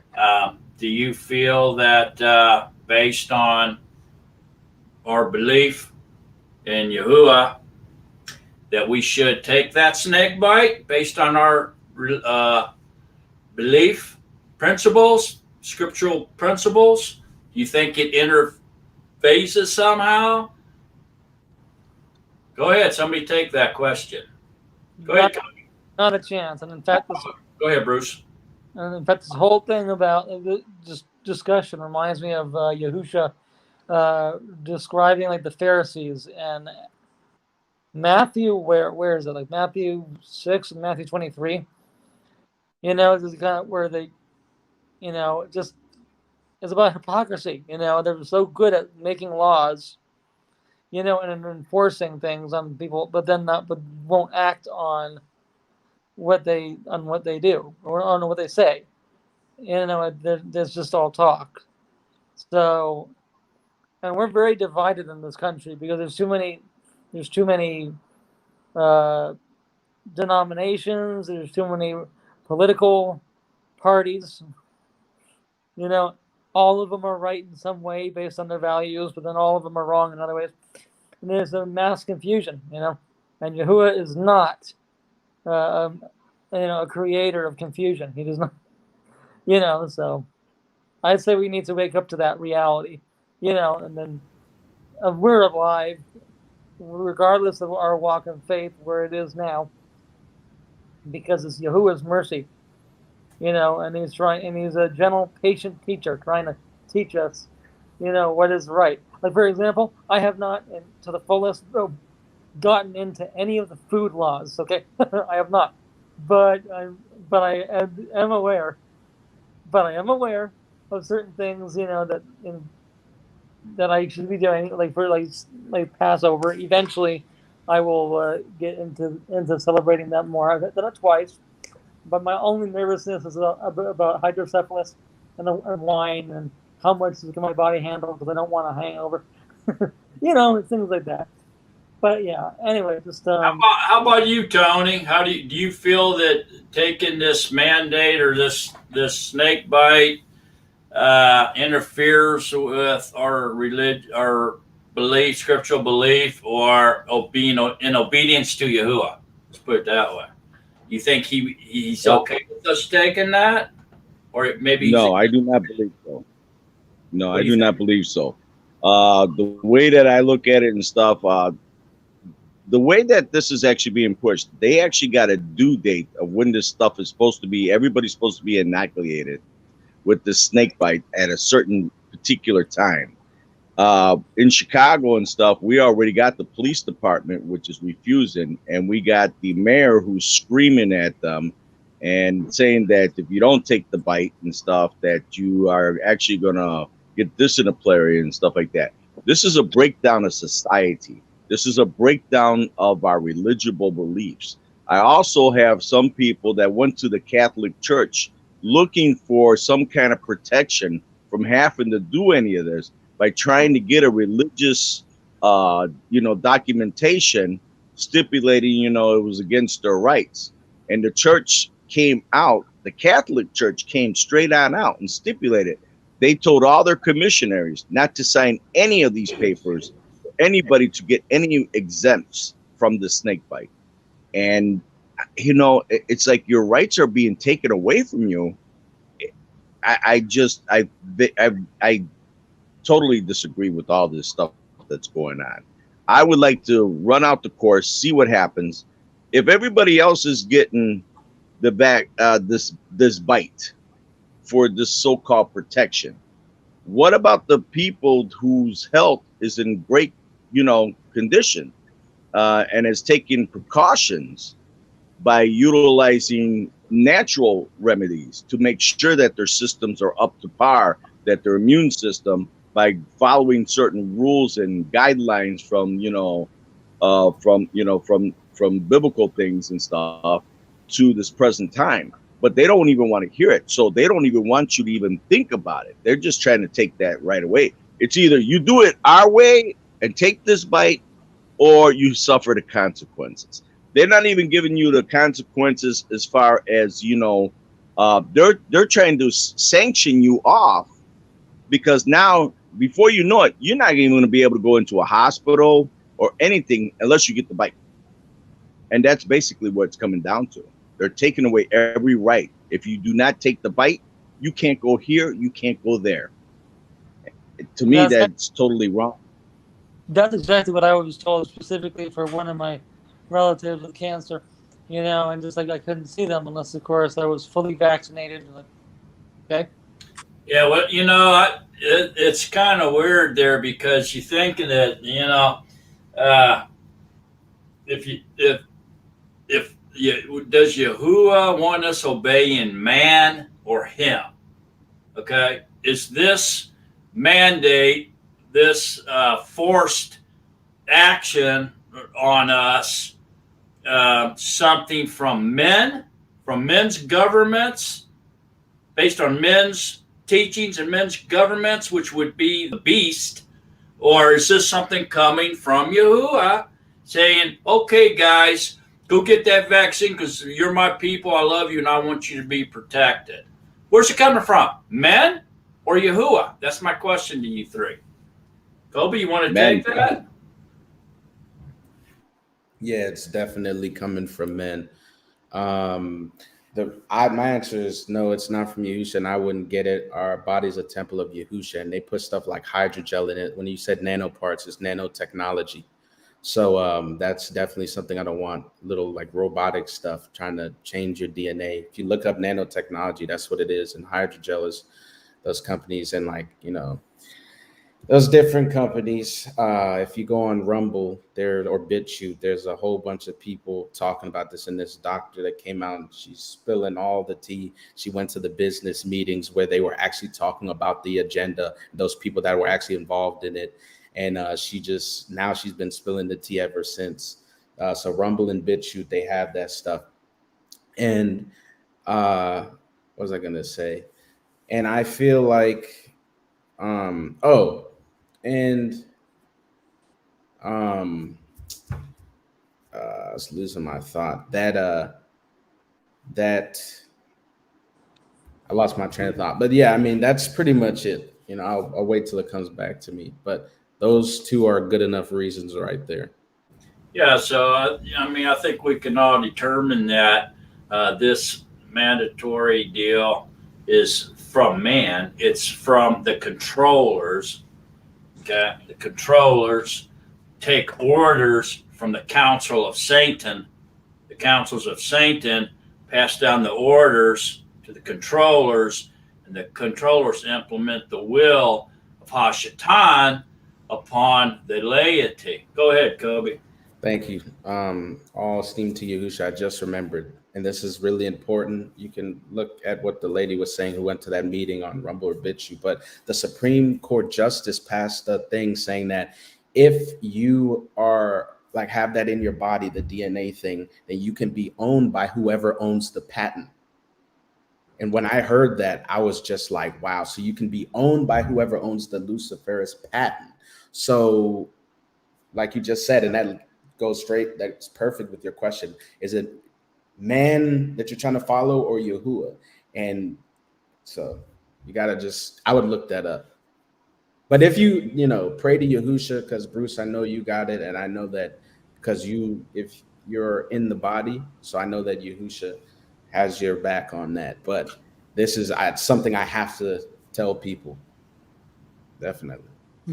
I think Yahusha is powerful enough to totally wipe that out of your body, Bruce, and make it inactive. Mm-hmm. Matter of fact, I believe he's been doing that to people because the first time, remember when that started and they were ramming that thing up people's nostrils and getting close to the brain as they could get when they were doing those tests? Mm-hmm. And they were saying they were putting stuff up in there, and they were found out, so they quickly switched back to the snake bites, the jabs, But I think that some of these, they found out that these first ones, somehow, they didn't know what was going to happen, but somehow the body, the immunities in our white blood cells was able to capture the intruder that they were putting in there and get rid of it. So that could have been like Yahuwah right there, creating the body, helping making the body, commanding the cells to grab that stuff that was in that first snake bite and getting rid of it. So that's why they start coming out with variants and boosters and all this other stuff to try to make it somehow create a formula, a venom that would stay in the body, and the body wouldn't capture it and pass it out through body fluids and so forth, So that could be Yahuwah right there protecting his people. There ain't no doubt in my mind, Yahuwah can correct the situation, man. Well, like I forgot what year it was. 2013, 2014. I had to do a TB test, and I passed for years with TB tests. Only one. I had failed on a skin test, and then of course one of my friends had on my birthday decided not to Shabath because they thought that they might get it, and they had an important job. That they could lose their job if I had infected her. Well, okay. So, but ever since then, I kind of, even though the doctors that aren't you happy? You don't have it. You don't have it in your system. Okay, well, eventually I'd have to pray to that to be eradicated. Never let it be to show up in any X-rays or whatever to let me be pure. It was just to be whole. And I've never had an X-ray where that ever showed up. So I really believe now, under the name of Yahusha now. I didn't know the name Yahusha back at that time, but I really believe that Yahusha is like taking everything out of even including the virus out of my body when I prayed that. So that's why it will never show Uh, up. well, there's a couple things that popped in my mind. One, what Tony said about the Yehudim or the Jews in World War II under Hitler, where they were experimenting on them and torturing them. They were injecting them with all kinds of stuff in order to see how the body responded to different chemicals and so forth and so on. Basically, doing medical experiments on the POWs and so forth over there at that time. That was forced. That wasn't of Yahuwah. And this other thing about wearing these masks, and even 2 or 3 masks, is ridiculous because the virus is so small, that it passes through those masks like it ain't even there.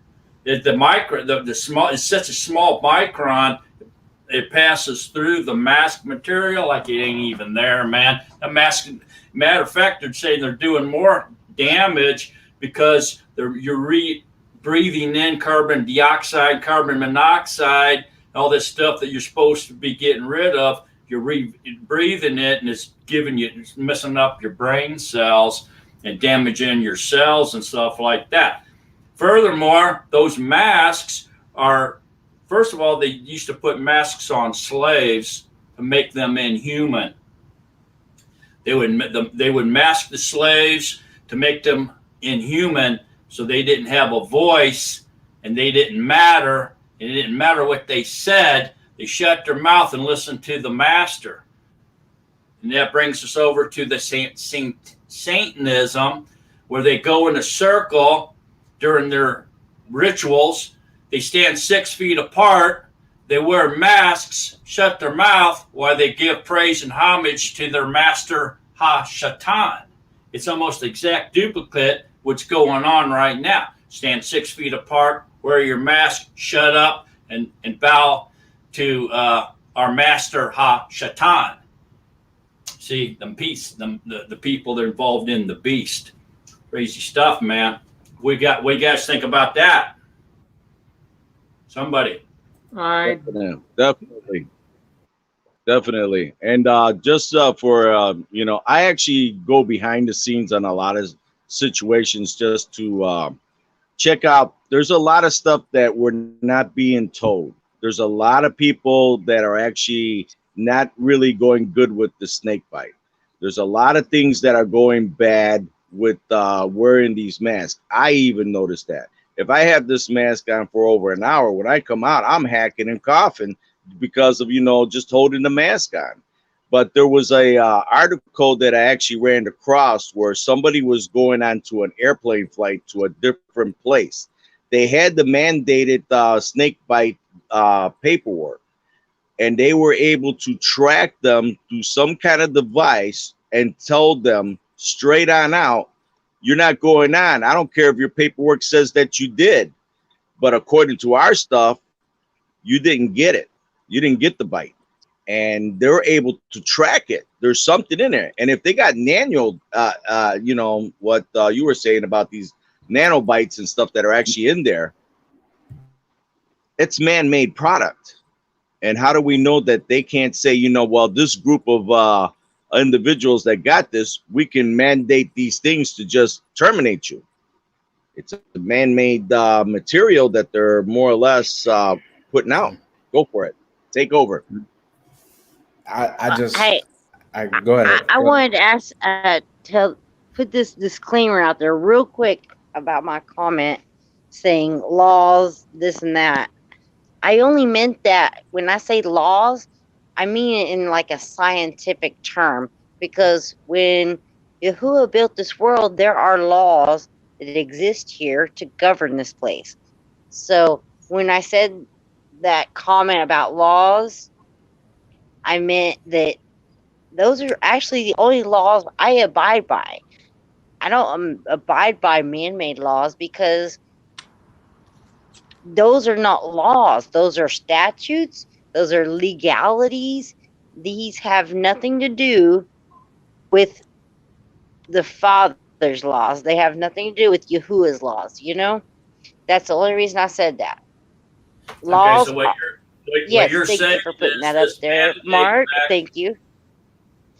And So in you're that understanding, do you understand what I'm saying?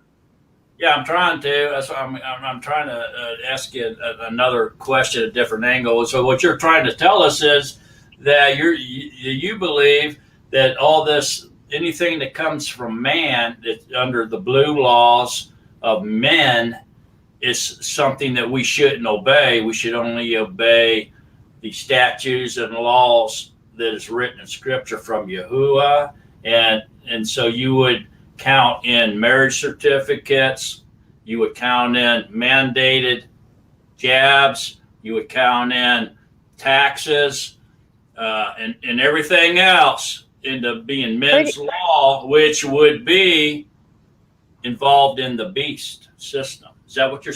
I Uh, 100%. Yes, brother. okay. I mean, I agree Yes, with I know that.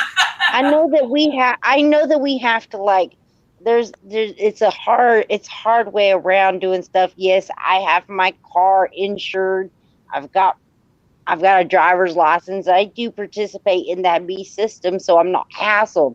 But we truly don't have to do those things. There is a way around it. I'm just too lazy to do those. To There is a way around it, because you can carry paperwork with you that you can prove all of these things to the police and say, yeah, let me go.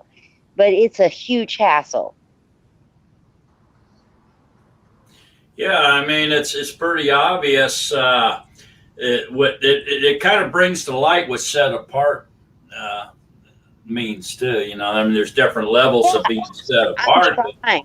To be set I'm apart trying. from the world and the system is almost you would have to go up into the mountains or a deserted island somewhere and just survive. I mean, how But else are you going to escape men's laws? Um, Other there are than ways to do it, isolating Mark. yourself somewhere. What's that? There are ways to do it. There's many people I watch on YouTube that they have their printed out papers where they do get around it, where they don't have to have insurance, they don't have to have tags, they don't have to have nothing. You know, there are people that get around in this world without complying to this system. There are ways to do it, but you will still get harassed by police left and right, and sometimes they don't know the law, the true law, so they might throw you in jail and you might have to go through that. But there are people that do that, where they just live like we're supposed to. We're not supposed to be subjected to this government overhead beast system. It is a beast system, Oh, absolutely is. and we're Yeah, not supposed to be subjected that's to this. there's the base system right there. But I mean, it's just the and entire so world. most of us have, out of just not wanting to have to be harassed constantly, just subject ourselves to it. And I'm trying really hard to find my way out of it where I don't have to. Yes, I might get harassed, but I'm trying to figure out a way to just get around the system. But And there's one thing that comes to mind, and tell me what you think about this: is Yahuwah can take what they intend to harm us with, or their wickedness against us to hurt us with, and He can turn it around and use it for our good. yes, absolutely, because if they use that intent against me, I will totally use that intent against them. I could. I haven't done it, but I've seen a lot of people. It puts them monetarily in a really good place, because that's a hot lawsuit, brother. Romans 8:28. All things happen for good for those that love Yahuwah and are called to His purpose. That's That's right. right. And if more of us start working against the system, knowing our rights, knowing these are our inalienable rights, which means our Yahuwah given rights to be free men. If we stand up for that, it will actually make you prosperous. I've Yeah, we never need to done it. trust I in Yahuwah haven't for done this, but I've seen many people use a system like this. And what's sad is that it comes out of the taxpayers' money. But if they're the idiot people that want to be a part of that system to pay for things like that, let them be stupid. They are an ignorant people. They do not know. They do the not know tax. what's The going tax on. system is part of the beast as well. That's how Yeah, they get their income. They take our money and then they turn around and use our money against us for things that we don't want to do. And we right. find that in abortion laws, taxes, all kinds of different things that they do, that they use our wages against us in war. All of that is they promote it and they make it glorious and medals on your chest and all this other stuff in order to make us kill each other. It's all Yeah. mind. This is called gaslighting. And what they do is they create these situations that seem like they're good. They seem like they're reality. But in reality, what they're really doing is they're trying to drive us insane and kill us. It's gaslighting Exactly. of the Exactly. government. And so, I And mean, where do you draw the line?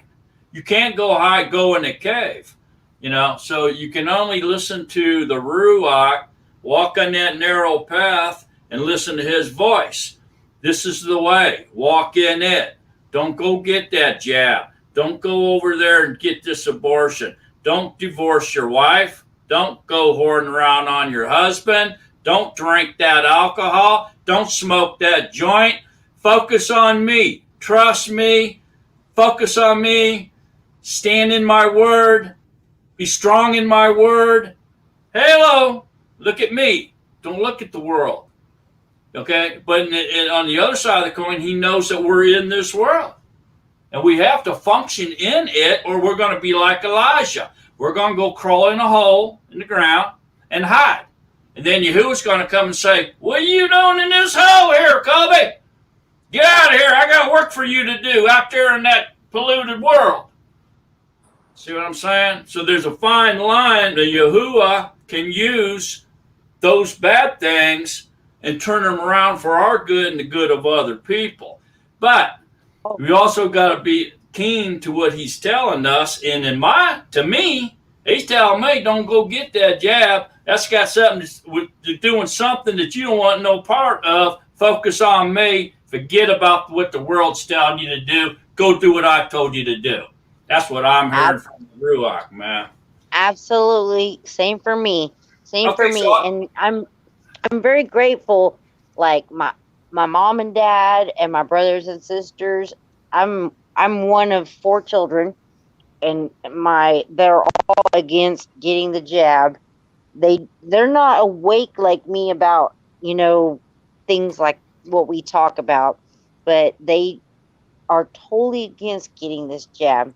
Not for the reasons me and you are against it. They're against it just because they're like, this hasn't been tested enough. We don't know what if it's going to kill us or this or that. They're against it for those kind of reasons. They're not against it for the same reasons you are.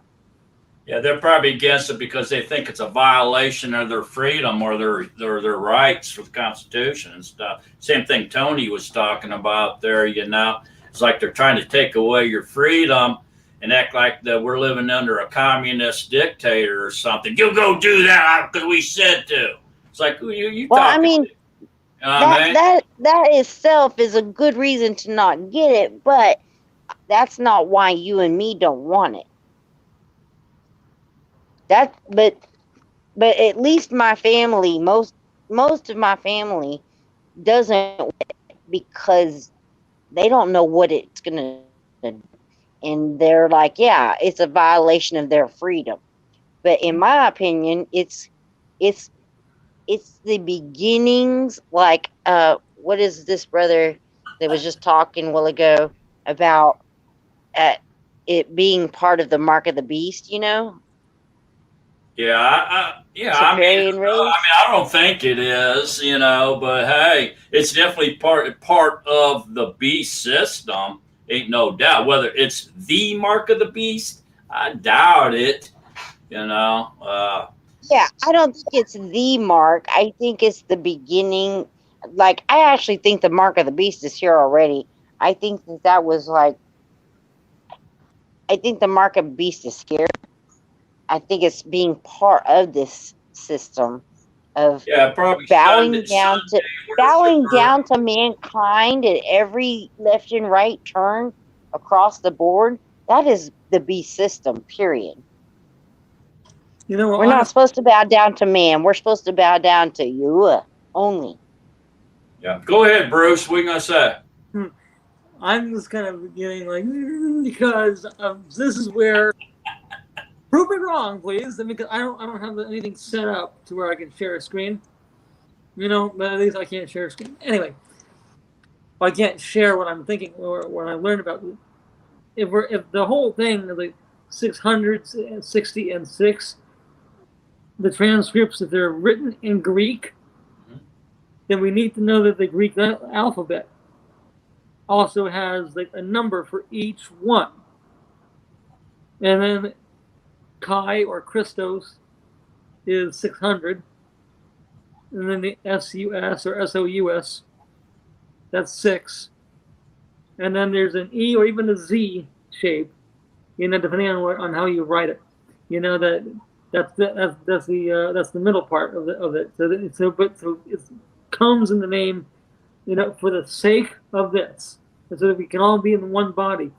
The X and when we say Christmas, when we're looking at X, that in the letters like listed next to that number is 600. So we're looking at the name, already, the mark because it's written in Greek, and then the number 600. So, and then there's the SOUS or SUS. So that represents 6. And I forgot how it looks. I think it's like a snake with like kind of like the symbols from the medical world. Yeah. And then I forgot the other one, but it's there. But the middle part of 60, it represents the number 60. You're also talking about. Huh? He's talking about 666. And the fact that it was written in Greek, what represents them, and then we should be looking at the first symbol. Yeah. From the fact that the X in Christmas, for the sake of revealing it, on a chart. So you believe that the mark of the beast is 666 tattooed on your forehead? No. Or on your right hand? Is that what you're saying? Or are you saying that in depth it has something to do with the revealing of the name through the Greek words, stigma and X? I believe it's a combination of the Catholicism and the symbols they use, with the Cairo. Do you think Catholicism is where the false prophet's going to come out of? Do you think the Pope is the false prophet? I'm not sure about the Pope, but I do believe that from what they know, and from what from the symbols that they've done, the hand signs, and and from the fact that the Cairo, was from was the symbol given. Which emperor was it, or king, that saw that in the skies, and it says that by this sign you will conquer. Oh, that was Constantine. Constantine. Okay, well, yeah, the symbols that the Catholics use, unless I'm wrong, correct me. Please put me in check if I need to be on this. But it's no problem, Shanna. But it's the symbols that they use. What he saw in the sun was the cross, the crux. Yeah, the cross. Not crux, but that's always been related to sun worship, man. He was a sun worshiper. That was just his way of influencing people into turning into sun worshipers secretly. That's all he really was doing with that. But they did use it, and even into the Crusades with the big red cross on their chest and stuff like that. So there's no doubt that that crux, that sun crux, sun pillars, obelisks, all that kind of stuff is coming down through sun worshiping paganism, and it's all saturating in Catholicism because that's who, pretty much promoted all down through the generations, So, yeah, that's, I don't know that the crux may be the image of the beast.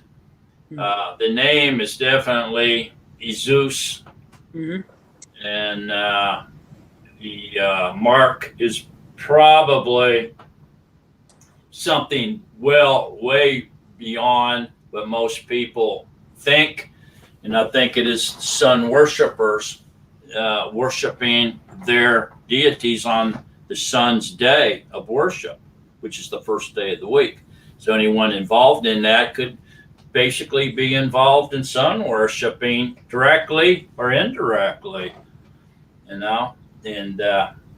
but I don't think the mark of the beast is the jab. I don't think it's a tattoo on your forehead, 666, and stuff like that. I think it's something that most people can't identify, and so that they're either in it wittingly or unwittingly.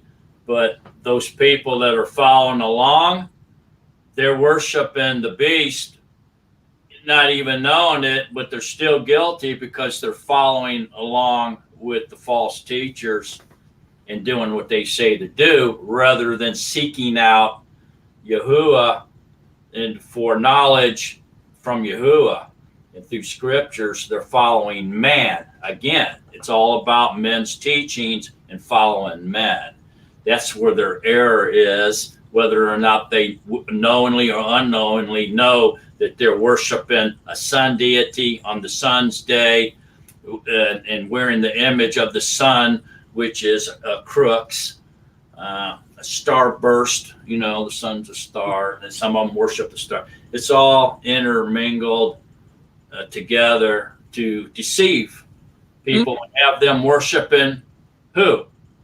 Not Apollo, not Zeus. That's fairy tale stuff. That's mythology. It's not real. So who in the world are they worshiping? Satan. Yep. He's the one hiding behind the curtain.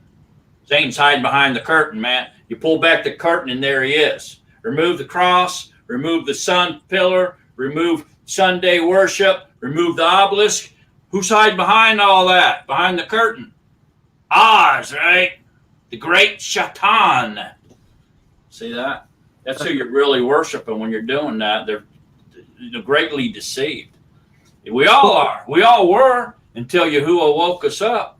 In fact, when Yahusha mentioned, and why do you break the commandments of Yahuwah for traditions of men, that made me think about like what are the traditions, and then I'd come across like what is the first religion ever. And that is, for the sake of the conversation, for the sake of the topic of like man-made traditions, is Hinduism. So basically, right off the bat, that's 4,500 years old. So religion itself, the names of any religion is man-made. Religion, whether it's the very first religion or the very last religion, is not of Yahuwah. A religion is tradition. Yeah. Okay, it's just something that was repeated over and over and over again, and lies repeated over and over until it became somebody's reality. Kobe, can you answer Hadassah's question? If they drink any deadly poison, it shall by no means hurt them. What do you guys think? Do you think that's talking about the jab, the venom in the jab? Or do you think that's just a coincidence? Or do you have some other interpretation of what drinking deadly poison means? You guys correct me if I'm wrong. Looking at this, Ain't nobody can correct you except Yahusha, brother. yeah, I may need some edification on this one. I feel like drink any deadly poison shall by no means hurt them. You're familiar with that passage, I'm sure. It's I right at the end of Mark. I feel like I don't know if this means like, I mean, if you believe in Yahusha and you repent for getting the jab, I feel like if it's in Yahusha's will, I believe he will heal you. And there's another thing about um like snakes, right? There was something about snakes. If you get bit, you won't be harmed, right? Right. But we need to be wise and not get it. Let's not even like dance with the devil. It's resist the devil, run from evil. So yeah, that's my answer on that. Okay, I got you. Hey, Tony, do you have anything on that? Well, I got a question to everybody. Has anybody known anybody who's become ill after getting the snake bite? Yep. Briefly. Yeah. There's someone in the body, out of respect, won't say their names, that his friend got sick with like a heart issue right after he got the vaccine. And there's cases of people getting something called, the jab. There's cases of people getting myochondritis. I forget like how you say it properly, but that's like inflammation in the heart wall. And I've heard of other people. I can't remember them off the top, but to have a problem with your heart, I mean, yeah, I'm glad I didn't get it. Yeah, that's from the. I know somebody who actually. Go ahead, Tony. Yeah, I have somebody that actually was told they were incarcerated, and they were told that if they didn't get the bite, that they couldn't leave. They took it, What? They an couldn't hour leave later. prison? No, they would stay there X amount of days, more longer. But if that individual actually took the bite, he would be released within 24 hours. Wow. Oh, that's An evil. hour That's and a like half after. that's Yeah. like sell your ruach. Yeah, that sounds bad. Yeah. So he took the bite to get out of where he was at. An Wow. hour later, he was released. Wow. Oh, that's craziness, man. But yeah, and I know the family and stuff of the person, and I was totally shocked by that. There's a lot of things that we're not being told by our higher officials of what is being done and what is actually being in. If you look up trying to find out what's in the venom, you won't Yeah. find the full fact unless you find somebody on the side that's willing to give you that info. And Like what? I also have a person that's in the laboratory. I like that what actually was- Joseph says in it. Read this right here, real quick. Vaccines currently in use in the United States contain ingredients including human feces, cell lines, and African green monkey kidney pus cells harvested from diseased primates. Maybe that's in there, Tony. But There I was know- Go ahead. Go ahead, Yeah, man. I got a family member who actually is dealing with a laboratory, and the laboratory technician brought the other people, one of my family members in, and had them look at it, and they found out that the platelets that are in your blood was getting a sticky situation on it where they were clotting. And that's what was happening with this venom that is actually what it's doing inside your body. So there's so many things that we're being smoke screened. We're being tempted, and we're being deceived to actually go the route that they want us to go. And the mindless people who do not have the faith are following it. Yeah, well, I kind of agree with you. Kobe, you got anything to elaborate on that? Well, Yeah, there is a bishop that was like, he said, I will not get the vaccine that has aborted fetus cells in it. So when whoever just put that up, yeah. And then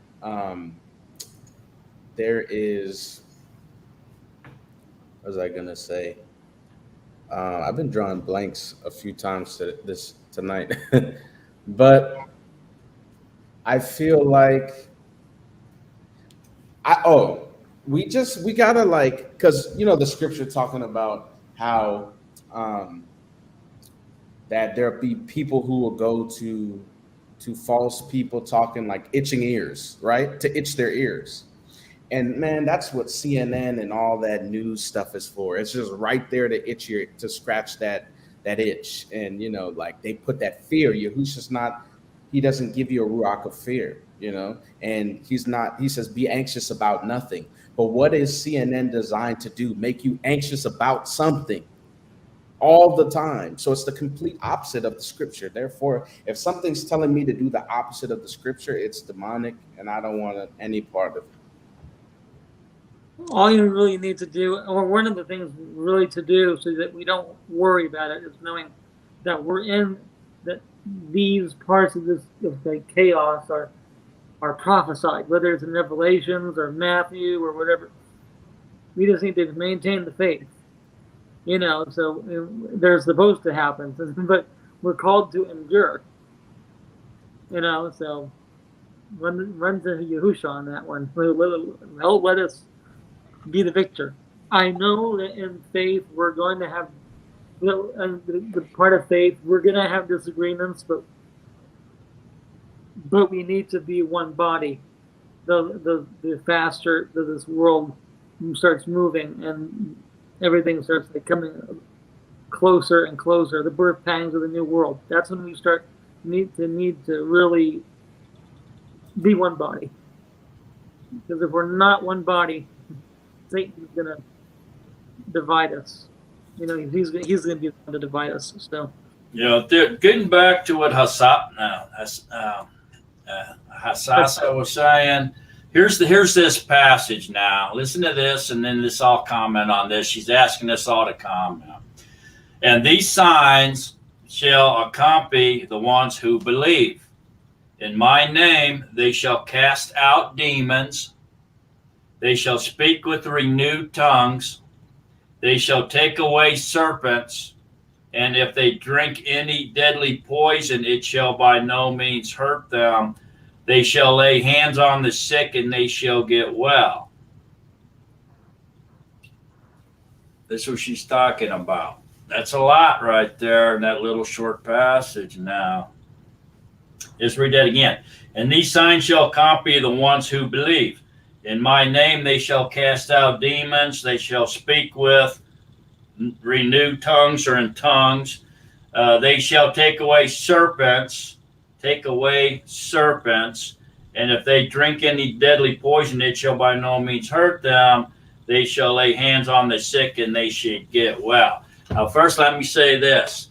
There's some circuses out there that take this literally, and they run around handling poisonous snakes, drinking their poison, and they're actually doing that literal. They're taking this as a literal meaning. Okay, is it literal, or is this all spiritual? Is it metaphoric or reality?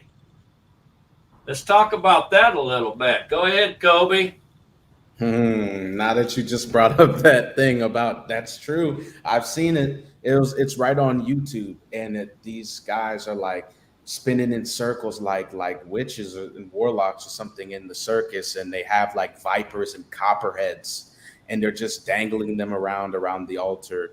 And one guy got bitten, he almost like died. And it's like, and I was like, well, okay, well, why?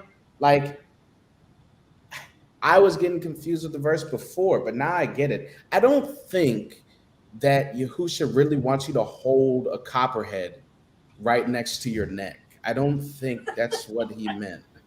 I believe that's now. So Yeah. that's like sacrifice. and expecting not to be harmed. But if you're gonna just take a leap like that, of like putting yourself in harm's way and expect not to get hurt. Doesn't he say, "Do not tempt Yahuwah your Elohim"? Yep. Don't go up onto a tower and jump off and think he's gonna save you before you hit the bottom or something. I mean, we ain't supposed to put him to the test, are we? Because Satan Is this be literal or is this spiritual, Bruce? spiritual.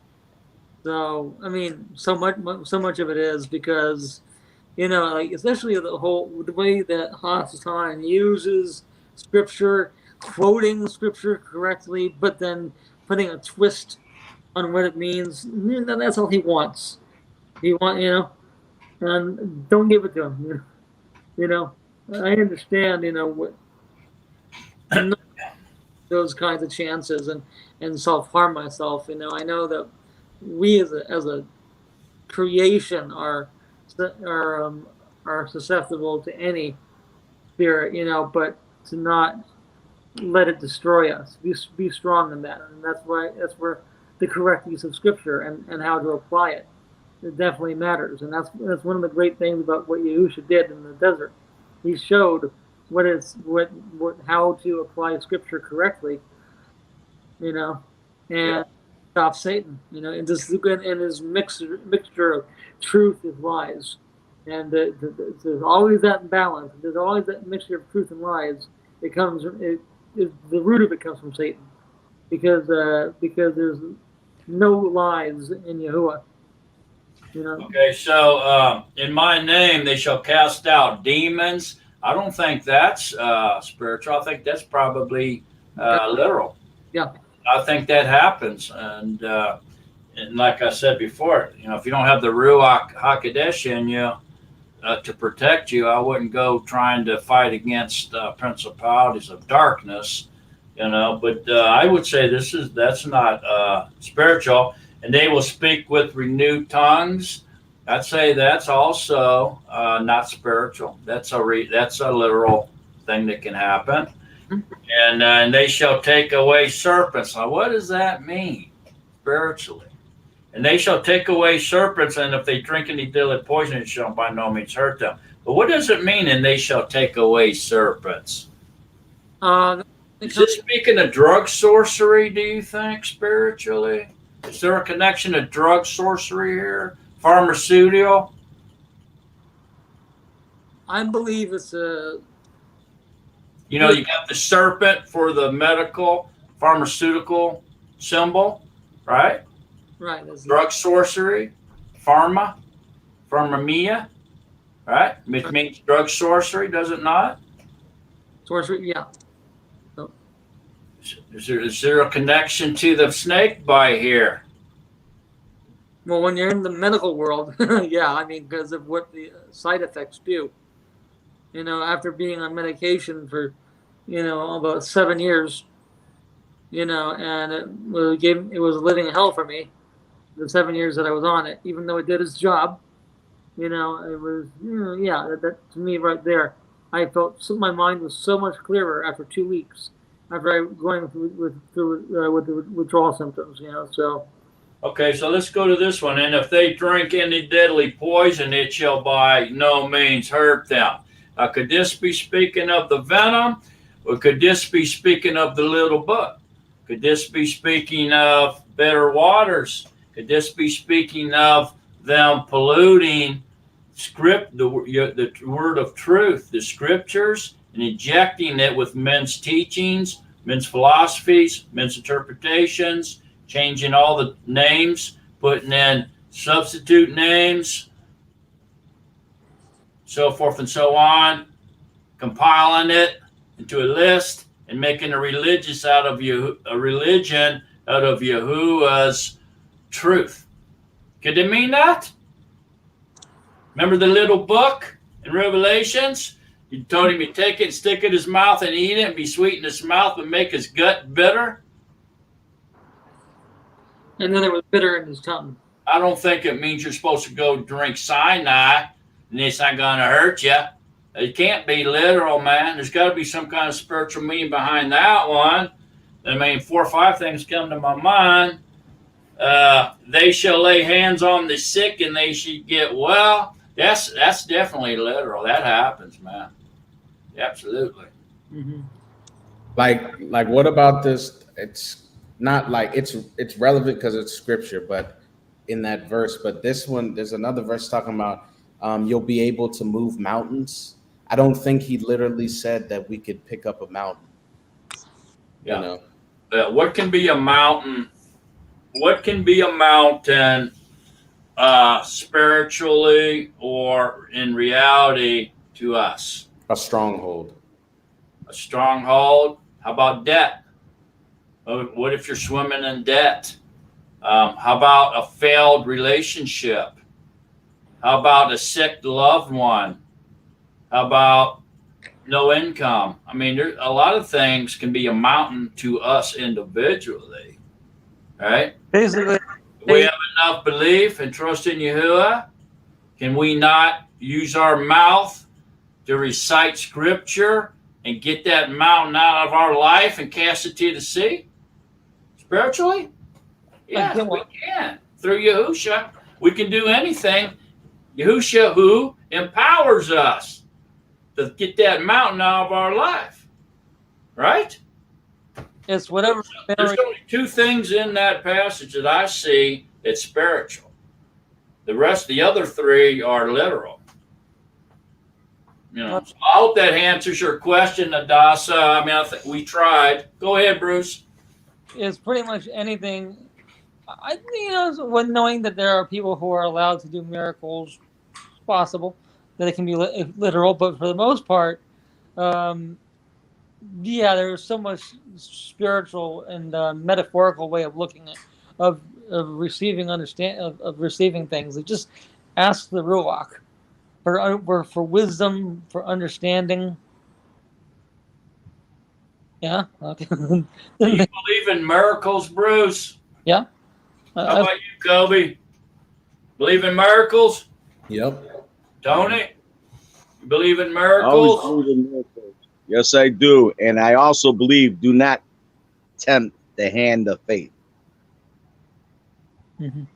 If poison is given to you and you know it's poison, you know some higher power is going to tell you, don't drink it. So don't tempt the hand of faith, knowing that this is something that's bad for you. Mm-hmm. And something tells you not to do it, that's a higher power telling you not to do it. No, in fact, I think we've all been. I think so many people are spared by Yahuwah because of our lack of understanding. Our lack of knowledge, and I think he's just being very patient with us. He disciplines us. I mean, because we're all alive. If he didn't have patience, we'd all be in trouble. Hey, listen, guys, it's we've been on here over 3 hours. Yep. You guys stick around if you want to. We can talk a little bit after the stream here. Well, I got to cut off the news. I wish you all good peace and stay faithful. And I will be back on next Friday. Okay. All right, brother. Have a good night. God bless. Okay. Real quickly, though, before we go, I promised that I would talk a little bit about the 7 thunders.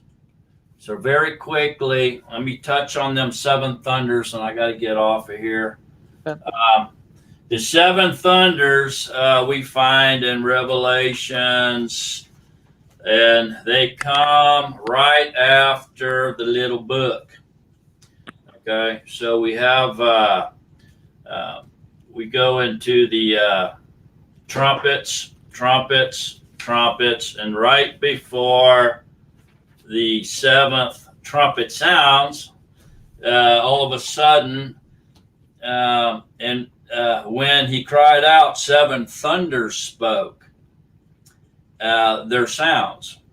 And when the 7 thunders spoke their sounds, I was about to write, but I heard a voice from the heavens saying to me, seal up what the 7 thunders spoke and do not write them. So we know nothing really about the seven thunders. It doesn't. It told Yehukanan to stop right and seal them up and don't say nothing about them. So we don't really know what they are. But what I was going to share here, and this is just me talking now, guys. This isn't scriptural based. This is just Mark talking, okay? But I feel that I had received a little bit of insight. I was doing some really deep studying on Revelations a while back, and it just kind of, Yahusha just kind of spoke to me about the seven thunders and saying that those are the 7 days of creation. And in one sense, and literal, and then in another sense, spiritual.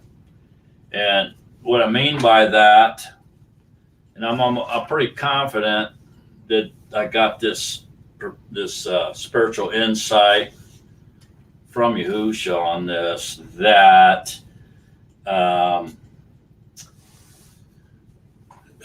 the 7 days of creation in our timeline represent 1,000 years.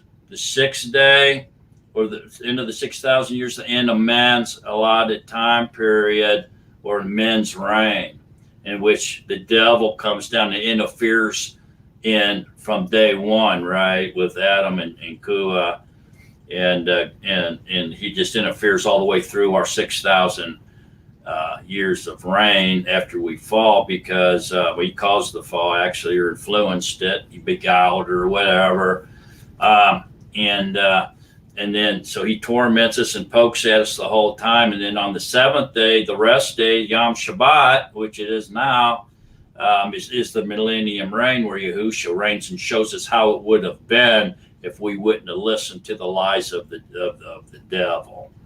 Okay. And so anyways, these seven thunders, the days of, can you imagine? First of all, imagine this. The first day when Yahuwah created, the second day when he created, the third day when he created, the fourth day he finally created light, the fifth, the great lights, the sun, the moon, the stars. Fifth day he finally created living creatures. And on the sixth day he finally created humans, right? Can you imagine him speaking this out? Come forth, animals, right? Can you imagine the sound, the thunder, the shaking, what happened, the explosion when he spoke those words out loud? Tremendous power was spoken out of his mouth. Okay? Tremendous power came forth from his mouth. He spoke it, creation, into existence. And so if we go to Job 38 real quickly, it says, starting in verse 2, who is this who darkens counsel by the words without knowledge?